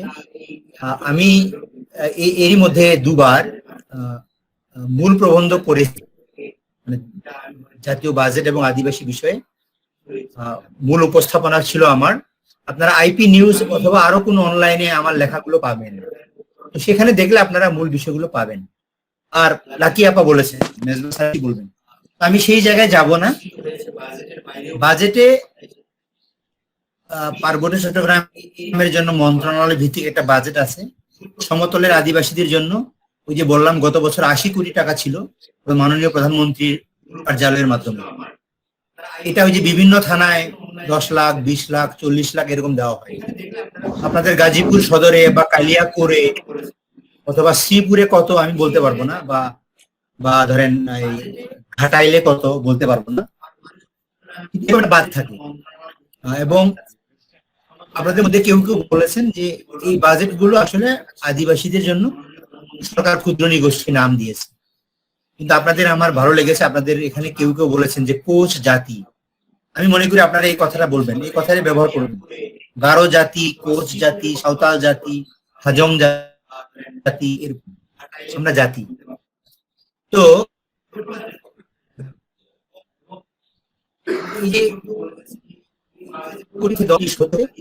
80 কোটি টাকা মাননীয় প্রধানমন্ত্রী কার্যালয়ে, কারণ এখন আমাদের প্রায় 6 লক্ষ কোটি টাকা বাৎসরিক। তো এই বাজেট যতটুকু আছে সেখানে ব্যবহার করবার, ওই যে বললাম, নিয়ন্ত্রণ করবার কোনো ব্যবস্থা আদিবাসীদের হাতে নাই। ধরেন শ্রীপুরে যদি 30 লক্ষ টাকা গিয়ে থাকে গতবার, বা ধরেন কাইলাপুরে যদি 20 লক্ষ বা 50 লক্ষ হয়, বা ঘাটাইলে বা মধুপুরে, এই টাকার উপরে নিয়ন্ত্রণ কোচ, বর্মন, গারো কারোরই একচ্ছত্র নাই। এটা সরকারি যন্ত্র, ইএনও মহোদয়দের মাধ্যমে এটা, এই জন্য কখনো সমস্যা। ট্রাইবাল ওয়েলফেয়ার এডুকেশনের দু একজন বন্ধু এখানে আছেন, আপনারা জানেন কোথাও কোথাও গোলমাল হয় এই টাকা নিয়ে, মামলা মোকদ্দমা হয়, কারণ এই টাকার নিয়ন্ত্রণ আদিবাসীদের হাতে নাই এবং দুর্নীতিও হয়। ওই যে একজন বলেছেন যে ওই একটা প্রকার বারবার পায়, একটা ব্যবস্থা। তো আমি সংক্ষেপে যেটা বলতে চাই সেটা হচ্ছে সমতলের আদিবাসীদের জন্য অবশ্যই পৃথক একটা বাজেট থাকা দরকার। বাজেট কোনোভাবেই 1000 কোটি টাকার নিচে হওয়া উচিত হবে না, এবং এই বাজেটের উপরে আদিবাসীদের নিয়ন্ত্রণ লাগে। আরেকটা কথা বলবো, সেটা হলো যে এখন আপনার এই করোনা মহামারীর কারণে শহরের আদিবাসীদের অবস্থা ভালো না, অনেকে চাকরি হারিয়েছেন। একটা আর্থিক প্যাকেজ দরকার তাদের জন্য। তো আমরা কিন্তু ঢাকায় চেষ্টা করছি, বলতে পারেন যে আদিবাসীদের ইস্যুটা এখন অন্তত সবাই জানে, ইস্যুটা আলোচিত, কিন্তু রাষ্ট্রীয় কোনো ব্যবস্থা নাই। আমরা বহুদিন ধরে একটা আদিবাসী কমিশন জাতীয় পর্যায়ে কথা বলছি, যেখানে শাহরিয়ার ভাই বলেছেন সংখ্যালঘু কমিশন, মাইনরিটি কমিশন। এই কমিশন ভারতে বহু বছর ধরে আছে, সেন্ট্রাল পর্যায়ে আছে, এমনকি রাজ্য পর্যায়ে আছে minority commission. Minority commission Paschimbanga, minority commission north east India, minority commission central, এরকম আছে। বাংলাদেশে মাত্র আলোচনা শুরু হলো, কমিশন হবে কিন্তু কমিশন এখনো হয়। আদিবাসীদের জন্য হওয়ার কথা এখনো হয়নি। আমি আপনাদের প্রতি অনুরোধ করব, একদিকে তো রাষ্ট্র বা সরকারের কাছে আমাদের দাবি দাওয়া আমরা তুলে ধরবো এবং আমরা শক্তভাবেই তুলে ধরবো, কিন্তু রাষ্ট্র সরকার যদি আদিবাসী বান্ধব সেভাবে না হয়, রাষ্ট্র যদি সংখ্যালঘু বান্ধব না হয়, যদি রাষ্ট্র সাম্প্রদায়িক না হয়, তাহলে এই সংগ্রাম অনেক কঠিন, আরো কঠিন, কিন্তু আমাদের একসঙ্গে সংগ্রাম চালিয়ে। আমি একটা তথ্য দিব আপনাদের, যে এখানে যারা আছেন সরকারের, আপনারা হিসাব জানেন কিনা জানি না, আমার কাছে যে স্ট্যাটিস্টিক্যাল কপি বই আছে, এখানে দেখলাম আপনাদের কোচ জনসংখ্যা, বাংলাদেশে কোচ জনসংখ্যা হলো আপনার 91 সালে 12,631 জন। খেয়াল করবেন সরকারের খাতায় আপনারা 91 সালে 12,631 জন। তারপরে 2011 সালে, এই বইটা পাইছিলেন 2011 সালে মাতৃভাষা ইনস্টিটিউট, মানে সরকারের কিন্তু, তার একটা ভাষা সমীক্ষা করেছে, সেখানে কোচ জনসংখ্যা তারা পেয়েছে বাংলাদেশে 16,903 জন। এটা কি ঠিক? এবং এই কোচের সংখ্যা হলো শুধু ঢাকা বিভাগে। তাহলে আপনার শেরপুরের কোচ, ময়মনসিংহের কোচ, আরো কোথায় কোচ আছে আমি জানি না, তো তাদের কি অবস্থা?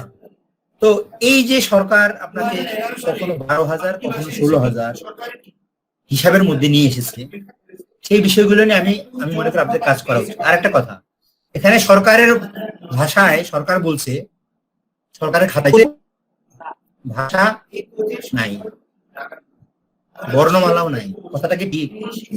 নিশ্চয়ই কোচ ভাষা আছে, অথবা হারিয়ে গেছে, হয়তো বলছে না। আমার কথা হলো, এই কথাগুলো কিন্তু আপনারা নিজেরা করতে পারেন। সরকার আপনাদেরকে বাজেটে বাড়াবে কিনা বা আমাদের আদিবাসীদের ভূমি অধিকার দিবে কি দিবেন, সেটা অনেক দীর্ঘ সংগ্রামের ব্যাপার। কিন্তু একজন কোচ শিশু, কোচ ছেলে মেয়ে কোচ ভাষা বলবে না, এটা তো আপনাকে কেউ না করে না। সরকার তো বলে নাই যে কোচ ভাষা তুমি বলতে পারবে না, তুমি বাংলা বলবা, এটা তো সরকার বলে নাই। তাহলে এই কাজগুলো আমি মনে করি এই কোচ যুব সংগঠন আপনাদের করা উচিত। আমি আবারও আপনাদের সবাইকে ধন্যবাদ জানাই। আমাদের একসঙ্গে লড়াই সংগ্রাম করতে হবে। সরকার 50টা জাতিকে স্বীকৃতি দিয়েছে, মেজবা স্যার এখানে আছেন, আমরা সেখানে যুক্ত ছিলাম। আরো কিছু কিছু জাতি তারাও আদিবাসী দাবি করছে, সেটাও নিশ্চয়ই আলোচনা হবে। এটা ভারতে নেপালে এই আলোচনা এখনো চলছে। নেপালেও 59 মানে 59টা জাতিকে স্বীকৃতি দিয়েছে, তারা বলছে আরো আছে। ভারতে আপনার প্রতি বছর এরকম দাবি তারা আসামে দাবি তুলছে। আমি মনে করি যে কেউ একজন বলেছেন যে বাংলাদেশ রাষ্ট্র তখনই উন্নত হবে, সম্ভব হবে যখন কোচ মানুষেরা ভালো থাকবে। বাংলাদেশের কোচ যদি এখনো ভারতে চলে যেতে চায়, এখনো যদি মনে করে না ভারতেই তো ভালো, অনেকে চলে গেছে, তাহলে তো আমাদের এই 50 বছরের স্বাধীনতা হলো না। 50 বছর পরেও যদি ওইরকম ভাবতে হয় যে যারা ভারতে চলে গেছে তারা নিরাপদ ভালো আছে, তাহলে তো আমাদের স্বাধীনতার মূল্য থাকলো না। তো এই কথাগুলো আমাদের বলতে হবে। এবং আসুন আমরা একসাথে, মেজবা স্যারের মতো মানুষেরা আছেন, দীর্ঘদিন আন্দোলন করছেন, কাজ করতে চেষ্টা করছেন, একসাথে আমরা আদিবাসী মানুষের অধিকার প্রতিষ্ঠা করি। এবং আদিবাসী মানুষের অধিকার প্রতিষ্ঠিত হলে আমাদের বাংলাদেশ নিশ্চয়ই ইনক্লুসিভ হবে, সুন্দর হবে। আপনারা সবাই ভালো থাকবেন, নিরাপদে থাকবেন। অনেক ধন্যবাদ।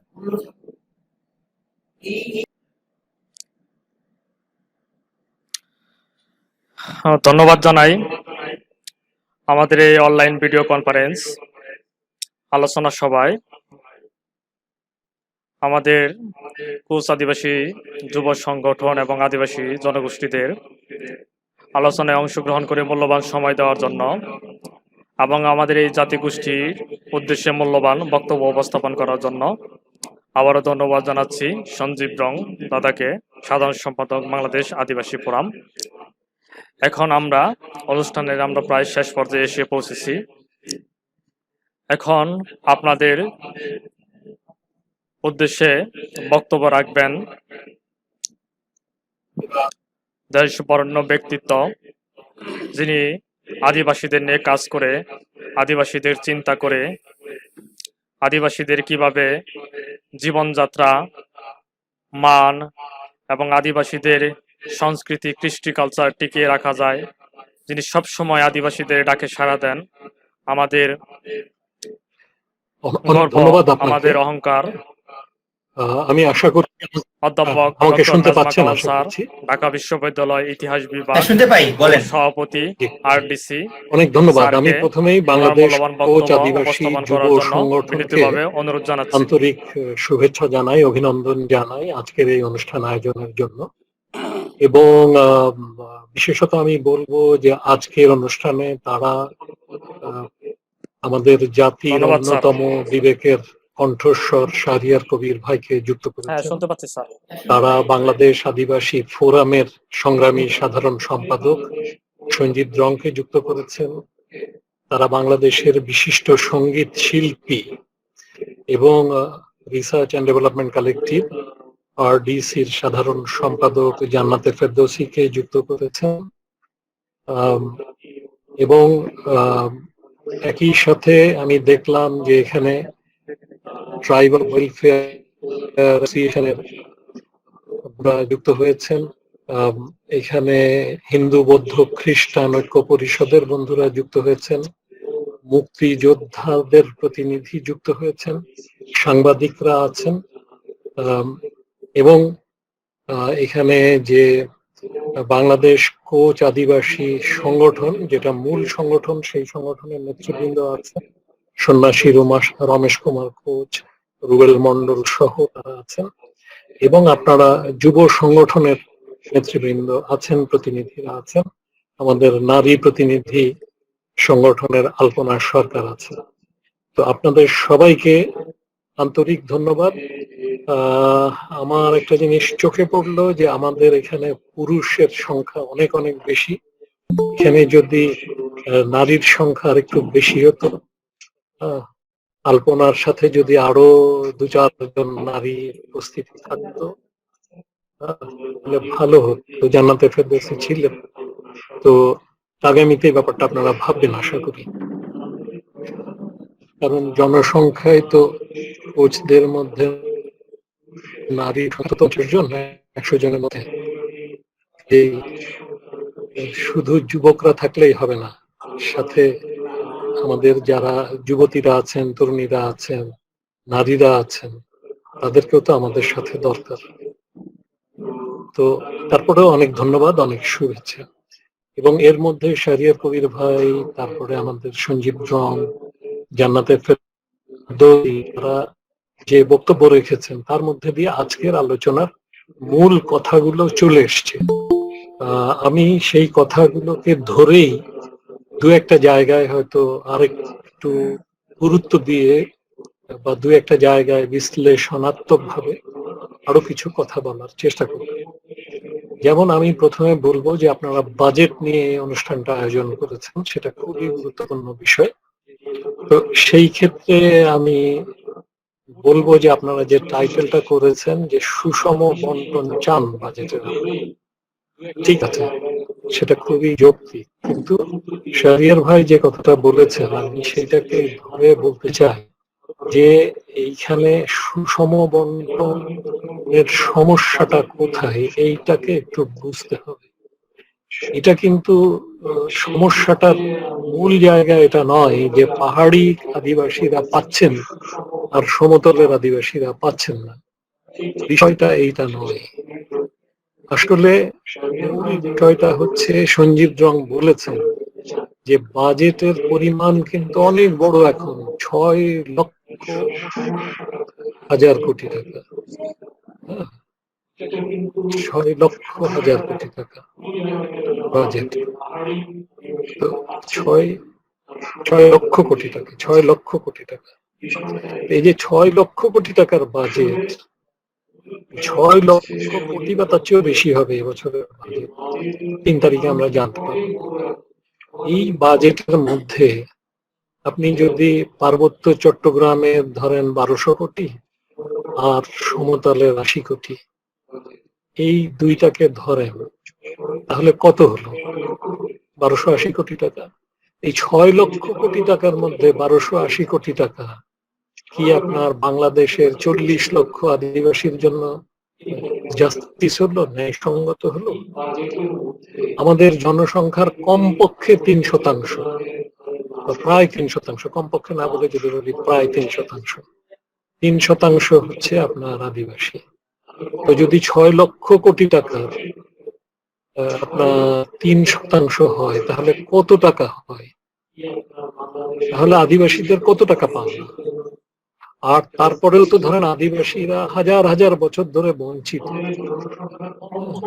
তো কাজে যারা পিছিয়ে থাকে, সে পিছিয়ে থাকা মানুষদেরকে উন্নয়নের ধারায় সমানতালে এগিয়ে আনার জন্য আমাদেরকে বিশেষ ব্যবস্থা নিতে হবে। তার মানে সেইখানে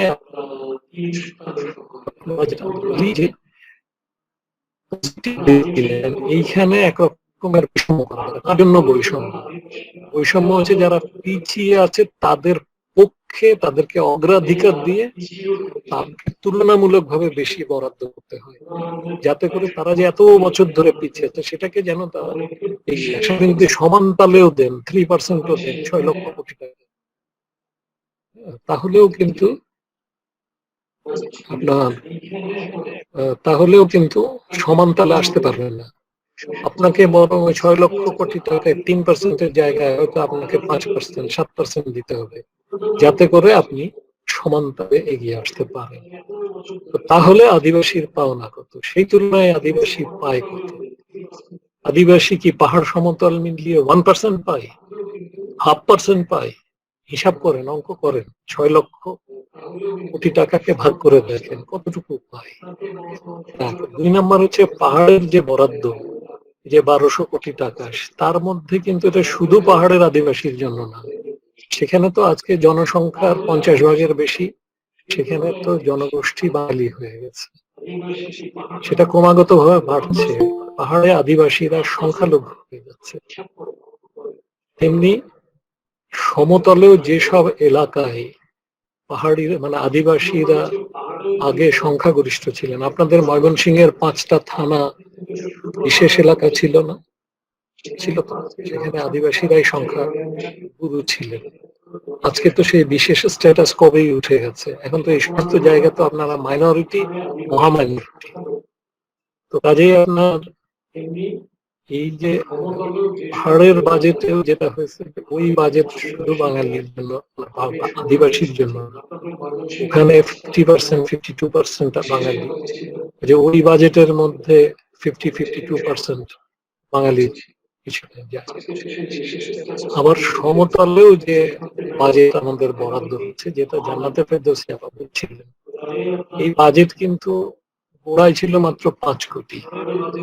তারপরে বিভিন্ন সংস্থা থেকে, আমরা আরডিসি থেকে, আদিবাসী ফোরাম থেকে, তারপরে যখন পার্লামেন্টারি ককাস হলো তখন পার্লামেন্টারি ককাস থেকে, এই বিভিন্ন জায়গাগুলো থেকে দাবিগুলো উত্থাপন করতে করতে এটা 5 কোটি থেকে 7 কোটি হলো, তারপর 10 কোটি হলো, এইভাবে 20 কোটি হলো, 30 কোটি হলো, এখন তারপরে 50 কোটি হলো, তারপরে 80 কোটি হয়েছে। কিন্তু এর মাঝখানে আবার একটা শুভঙ্করের ফাঁকি তৈরি হয়েছে।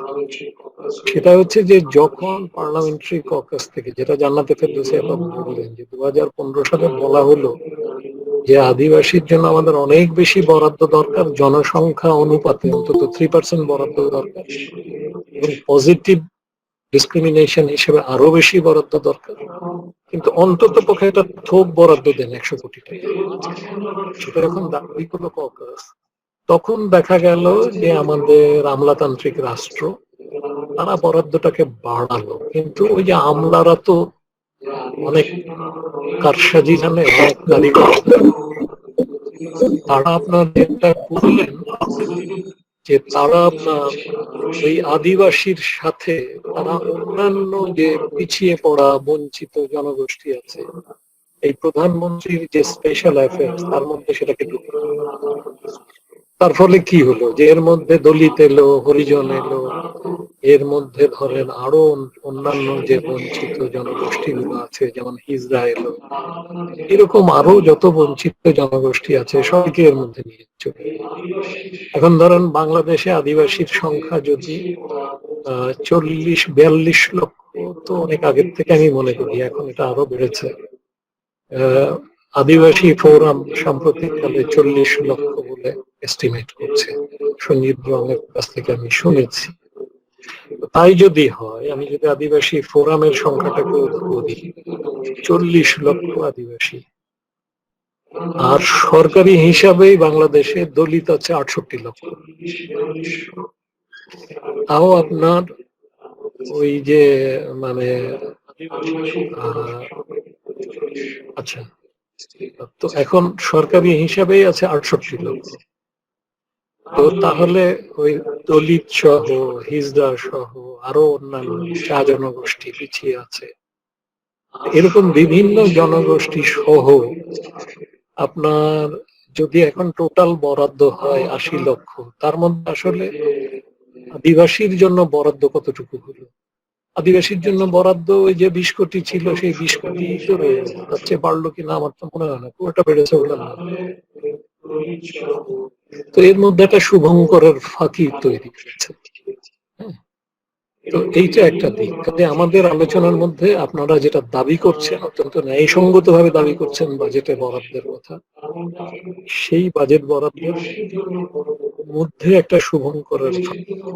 এই যে মনে হচ্ছে যে প্রধানমন্ত্রীর দপ্তরের মাধ্যমে যে বরাদ্দ দেওয়া হয় 80 কোটি, 80 কোটি হচ্ছে আপনার আদিবাসী বা সরকারি পরিভাষায় ক্ষুদ্র নৃগোষ্ঠীর বাজেট। আসলে কিন্তু তাহলে এই বরাদ্দের মধ্যেই একটা ফাঁকি আছে।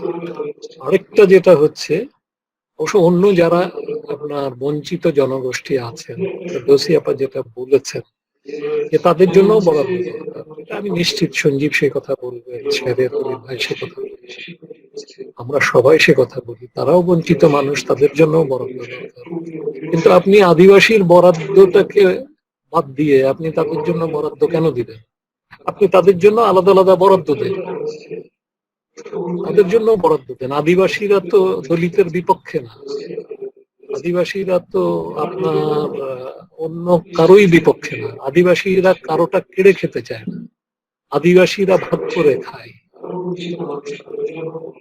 আর আদিবাসীরা সবসময় চিরদিন ভাগ করে খায়, আদিবাসী কারোটা দখল করে খায় না, এটা আদিবাসীর সংস্কৃতির মধ্যে নাই।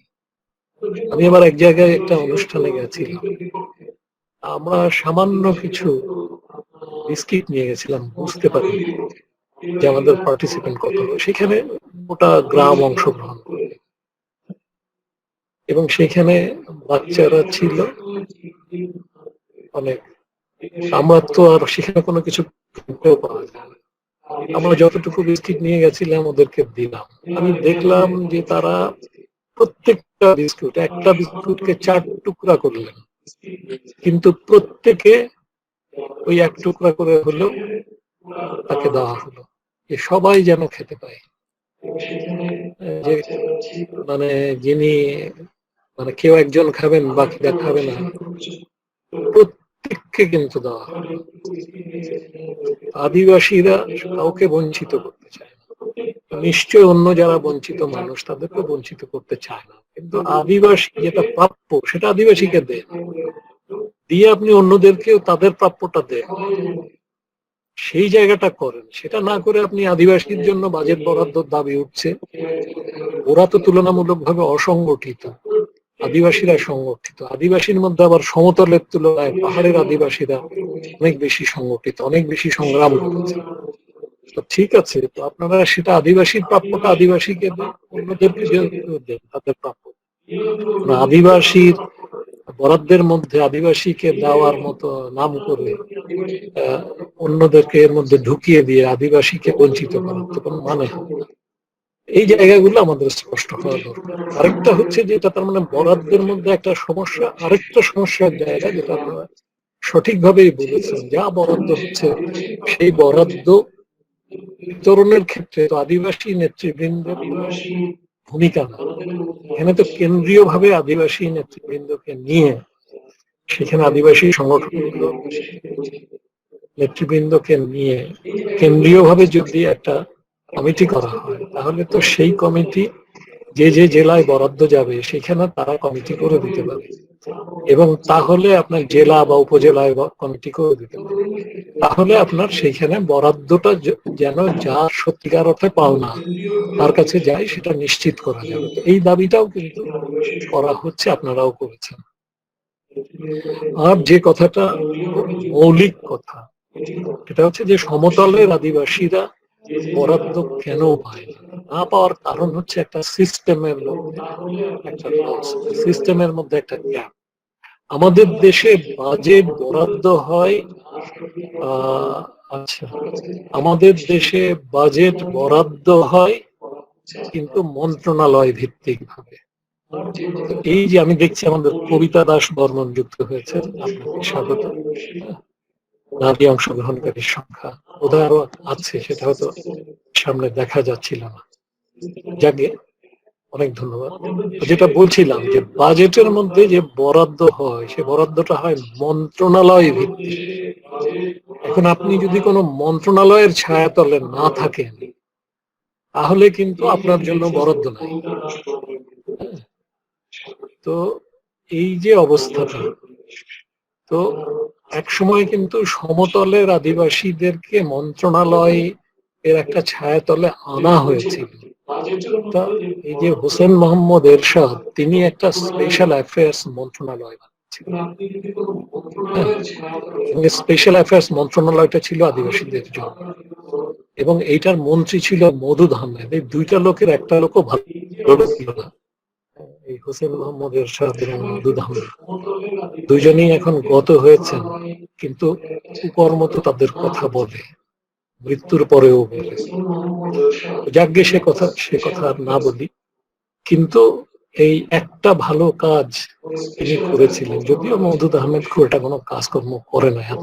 এটা হয়েছিল 1989 সালে, তারপরে তো 90 সালে এরশাদ উৎখাতী হয়ে গেল। তো সেই তারপরে যেটা হলো যে যখন খালেদা জিয়া এলেন, তিনি কিন্তু আদিবাসীর, এই সমতলের আদিবাসীর, তখন স্পেশাল অ্যাফেয়ার্স পাহাড় সমতল দুইটারই আদিবাসীদের নিয়ে করা হয়েছিল। পরে তো এটাকে একটা ডিভিশনে নামিয়ে দিল খালেদা জিয়া এবং বিএনপি, এবং পরে এটা ক্রমান্বয়ে এসে যখন আওয়ামী লীগ 96 এলো, আওয়ামী লীগ এটাকে আর বাড়ায়নি, একটা ডিভিশনই ছিল। পরে যখন বিএনপি জামাত এলো 2001 সালে, তারপরে এটাকে ওই ডিভিশন থেকে কমিয়ে একটা সেল বানিয়ে দেওয়া হয়েছে। এবং এই সেলের জন্য কোনো আপনার দায়িত্বপ্রাপ্ত কর্মকর্তা নাই, কর্মকর্তারা আরো 50টা দায়িত্ব পালন করেন প্রধানমন্ত্রীর দপ্তরে, তার সাথে এই সেলটা দেখে। ফলে এটা একটা খুবই উপেক্ষিত একটা বিষয়। যেটা একটা মন্ত্রণালয় ছিল, সেই মন্ত্রণালয় দেখা গেল যে 1989 মন্ত্রণালয় হলো আদিবাসী, সেই মন্ত্রণালয় কমতে কমতে আপনার কোন জায়গায় চলে এসছে। যদিও শান্তি চুক্তির বদৌলতে পরে একটা পার্বত্য চট্টগ্রাম মন্ত্রণালয় হয়েছে, কিন্তু সমতলের জন্য আর কোনো মন্ত্রণালয়ের এখন যদি সমতলের আদিবাসীদের যদি বরাদ্দ পেতে হয় বাজেট ভিত্তিক, তাহলে কিন্তু সমতলের আদিবাসীদের জন্য মন্ত্রণালয়। তো এই জন্য আমি দেখেছি জাতীয় আদিবাসী পরিষদ, যেটা মূলত উত্তরবঙ্গের আদিবাসীদের সংগঠন, তারা কিন্তু আপনার এই সমতলের আদিবাসীদের জন্য একটা মন্ত্রণালয় দীর্ঘদিন থেকে দাবি করে আসছেন। আমি মনে করি যে আমাদের অন্যান্য যে আদিবাসী সংগঠনগুলো আছে, বাংলাদেশ কোচ আদিবাসী সংগঠন, কোচ আদিবাসী যুব সংগঠন সহ সবার তরফ থেকেই সমতলের আদিবাসীদের জন্য মন্ত্রণালয়ের দাবিটাকে জোরে সোরে তোলা দরকার। এটা আশা করি আপনারা নিয়ে আসবেন। আরেকটা জিনিস যেটা দরকার সেটা হচ্ছে যে আচ্ছা মন্ত্রণালয় করেন, আপনারা একটা পৃথক মন্ত্রণালয় করেন। আর যদি পৃথক মন্ত্রণালয় নাও করতে পারেন, আপনারা তো পার্বত্য চট্টগ্রাম মন্ত্রণালয়ের মধ্যে আপনার একটা উইং হিসাবে পার্বত্য চট্টগ্রাম মন্ত্রণালয় দেখে পার্বত্য চট্টগ্রাম, তার সাথে সেখানে একজন সেক্রেটারি দেখবেন, আরেকজন সেক্রেটারি সমতলের আদিবাসীদের দেখবেন। এইভাবেও তো এটা করা যায়। এটা পার্বত্য চট্টগ্রাম ও আপনার সরকার যে ভাষা বলে সেই ভাষায় যদি বলি যে ক্ষুদ্র নৃগোষ্ঠী মন্ত্রণালয়, যদি আমরা মনে করি এটা পার্বত্য চট্টগ্রাম ও আদিবাসী বিষয়ক মন্ত্রণালয় হওয়া উচিত, আমরা ন্যায়সঙ্গত ভাবে সেটা দাবি করি, কারণ আদিবাসীর পরিচয় তো আদিবাসী। সরকার যদি এটার নাম যদি মানে আরো কিছুদিন লাগবে আদিবাসী হিসেবে স্বীকৃতি দিতে, আমাদের সংগ্রাম চলবে, কিন্তু সরকার যদি এটাকে পার্বত্য চট্টগ্রাম ও আদিবাসী এবং যদি স্পেশাল অ্যাফেয়ার্স মন্ত্রণালয় এভাবেও যদি করে, কিংবা ক্ষুদ্র নৃগোষ্ঠী মন্ত্রণালয় স্পেশাল অ্যাফেয়ার্সই করুক, করে যদি সেই বিষয়টার মধ্যে যদি আরেকজন সেক্রেটারির আন্ডারে একটা উইং যদি নিয়ে আসে এবং সেইখানে যদি সেটা যদি সমতলের আদিবাসীর জন্য একটা বরাদ্দ দেয় এবং অন্যান্য বঞ্চিত মানুষগুলোকেও নিয়ে আসে তার মধ্যে যদি একটা বরাদ্দ দেয়, তাহলেও তো আমাদের সমতলের আদিবাসীরা একটা মন্ত্রণালয়ের কাভারেজের মধ্যে আসে এবং বাজেট বরাদ্দটা পায়। তো সেইটুকু তো করতে পারে। এটা করার জন্য তো একটা প্রশাসনিক অর্ডার হলেই হয়। এটার জন্য তো আপনার নির্বাচন দিতে হবে না, এটার জন্য আপনার নির্বাচনী ম্যানিফেস্টোতেও কোনো নির্বাচনী ম্যানিফেস্টোতে অনেক সময় অনেক ভালো ভালো কথা আদিবাসীর পক্ষে বলা হয়েছে। সেই জায়গাগুলো দেখুন, আমরা স্বাধীনতার পক্ষের রাষ্ট্র চাই, স্বাধীনতার পক্ষের সরকার চাই। আমরা এই সরকারকে কিন্তু আমাদের সর্বাত্মক সমর্থন যোগাই, কিন্তু আদিবাসীর প্রশ্নে এসে কিন্তু আমরা দেখি যে এই সরকার আমলাতান্ত্রিক যে ব্যবস্থা আগের থেকে চলে আসছে সেই ব্যবস্থা দ্বারাই পরিচালিত হচ্ছে। বিএনপি জামাতের সময় যা হতো তার চেয়ে খুব একটা পরিবর্তন কিন্তু আমরা দেখছি না আদিবাসীর ক্ষেত্রে। এটা খুব দুর্ভাগ্যজনক। কাজে আমরা সরকারকে বলতে চাই যে মুক্তিযুদ্ধের সরকার, সেই মুক্তিযুদ্ধের সরকারকে কিন্তু এই বাংলাদেশের সকল জাতির মানুষের প্রতিনিধিত্বকারী সরকারে পরিণত হতে হবে। সেই গতিমুখটা আছে বলেই তো শেখ হাসিনা শান্তি চুক্তি স্বাক্ষর করেছে, সেটা আছে বলেই তো শেখ হাসিনা আদিবাসীর স্বীকৃতি দিয়ে লিখেছেন। বহুবার আমাদের প্রকাশনাগুলোতে বানিয়ে দিয়েছেন না মাননীয় প্রধানমন্ত্রী বঙ্গবন্ধু কন্যা, দিয়েছেন তো, কিন্তু কোনো একটা অদৃশ্য সুতোর টানে দেখা যাচ্ছে যে সরকার কিন্তু কাজ করতে যেয়ে বারবার থমকে যাচ্ছে। সেই জায়গায় যে জায়গাগুলোতে থমকে যাচ্ছে সেগুলো তো আমরা বলে দেওয়ার চেষ্টা করছি যে আপনারা মন্ত্রণালয় করেন, আপনারা আলাদা মন্ত্রণালয় আমরা দাবি করি সমতলের জন্য আলাদা মন্ত্রণালয় না পারেন, আপনারা অন্ততপক্ষে পার্বত্য চট্টগ্রাম মন্ত্রণালয়ের সাথে সংযুক্ত ভাবে করেন এবং এখানে 2 জন সেক্রেটারি করেন। আপনার অনেক মন্ত্রণালয়ে 2 জন সেক্রেটারি 2টা ডিভিশন থেকে। তো আপনারা যেমন ধরেন স্বাস্থ্য মন্ত্রণালয় একটা অংশ থেকে আরেকটা অংশ আপনার আপনার পরিবার পরিকল্পনা দেখে। এরকম অনেক মন্ত্রণালয়ে 2টা, এমনকি কোন মন্ত্রণালয়ে 3টা ডিভিশন আছে, 3 জন সেক্রেটারি কাজ করে। আপনি পার্বত্য চট্টগ্রাম মন্ত্রণালয়কে একে তো সবচেয়ে দুর্বল মন্ত্রণালয় বানায় রেখেছেন, সেটাকে আপনি পরিসরটা বাড়ান, সমতলের আদিবাসীদের তার আন্ডারে নিয়ে আসেন এবং তাদের জন্য আলাদা বাজেট বরাদ্দ দেন। আমরা তো আপনাদেরকে পদ বাতলে দিচ্ছি, যদি গ্রহণ না করেন তাহলে তো আমরা বলবো যে আপনার সদিচ্ছার অভাব আছে। সেই জায়গাগুলো তো আমরা দেখতে চাই, তাই নয় কি? এখন তো অনেক বছর হলো এই সরকার ক্ষমতায় আছে, একটানা আপনার 12 বছর ধরে আছে। আমরা তো অনেক অপেক্ষা করলাম, আমরা তো এখন দেখতে চাই, কিছু কার্যক্রম দেখতে চাই। আর কত? এদেশের আদিবাসীরা তো 50 বছর ধরে অপেক্ষা করছে, আর কত? দেশ স্বাধীন হওয়ার সময় আদিবাসীর রক্ত দেয়নি, সেই মুক্তিযোদ্ধাদের তো স্বীকৃতি হলো না। কাদেরিয়া বাহিনী সারা পৃথিবী নাম জানে, সারা দেশ নাম জানে, সে 71 সাল থেকে জানে। কাদেরিয়া বাহিনী, কাদের সিদ্দিকীর বই পড়েন না, কাদেরিয়া বাহিনীর অন্যান্য নেতারা যা লিখেছেন সেগুলো পড়েন। সেখানে তখন যারা সেক্টর কমান্ডার ছিল তাদের সাথে, যারা বেঁচে আছে তাদের সাথে কথা বলেন, সেক্টর কমান্ডারদের লেখাগুলো পড়ে। কাদেরিয়া বাহিনীর মধ্যে কত পার্সেন্ট আদিবাসী ছিল? আদিবাসী জনসংখ্যার তুলনায় আদিবাসীর অংশগ্রহণ অনেক বেশি ছিল। সেখানে কত গারো মুক্তিযোদ্ধা ছিল, কত কোচ মুক্তিযোদ্ধা ছিল, কত বর্মন মুক্তিযোদ্ধা ছিল, সেটা পড়েন। অন্যান্য এলাকায় কত সাঁওতাল মুক্তিযোদ্ধা ছিল, কত ওরাও মুক্তিযোদ্ধা ছিল, কত মুন্ডা মুক্তিযোদ্ধা ছিল, পড়েন, জানেন। সেই আদিবাসীগুলা, সেই আদিবাসী মুক্তিযোদ্ধাদের স্বীকৃতি, এর চেয়ে দুর্ভাগ্য আর কি হতে পারে? এই জায়গাগুলোতে আমরা সরকারের কাছ থেকে, রাষ্ট্রের কাছ থেকে সুনির্দিষ্ট ব্যবস্থা দেখতে চাই। 50 বছর অপেক্ষা করছি, আর কত? আমাদেরও ধৈর্যের সীমা আছে, আদিবাসীরও ধৈর্যের সীমা আছে। আদিবাসীরা অত্যন্ত সুশৃঙ্খল জাতি, আদিবাসীরা, এবং তারা খুব আপনার ডিসিপ্লিন মেনে চলে, রাষ্ট্রের আইন মেনে চলে। কিন্তু গণতান্ত্রিক সংগ্রামের অধিকার তো সবারই আছে। যে আদিবাসীদের জন্য আসলে আপনার সংগঠিত হওয়া এবং গণতান্ত্রিক পথে সংগ্রাম করা ছাড়া অধিকার আদায়ের খুব একটা পথ আছে বলে আমার মনে হয় না। কাজে আমি কোচ আদিবাসী সংগঠনকে বলবো, বিশেষ করে যুব সংগঠনকে, যে আপনারা কিন্তু এই বিষয়গুলো নিয়ে ভাবেন এবং সংগঠন গড়ার উপরে মনোযোগ দেন। এটা একটা। দ্বিতীয় কথা আমি যেটা বলবো সেটা হচ্ছে যে আপনাদেরকে সমন্বয় করতে হবে। এই যে আপনারা সমন্বয় করেছেন, এখানে ট্রাইবাল ওয়েলফেয়ার অ্যাসোসিয়েশন সমতলের আদিবাসীদের একটা বড় সংগঠন, বিশেষ করে ময়মনসিংহ, সিলেট, ঢাকা বিভাগের আদিবাসীদের সবচেয়ে বড় সংগঠন হচ্ছে আপনার ট্রাইবাল ওয়েলফেয়ার অ্যাসোসিয়েশন। বোধহয় 41 বা 42টা উপজেলায় সংগঠন আছে এবং নির্বাচিত প্রতিনিধিদের দিয়ে পরিচালিত হয়। বাংলাদেশের একমাত্র আদিবাসী সংগঠন।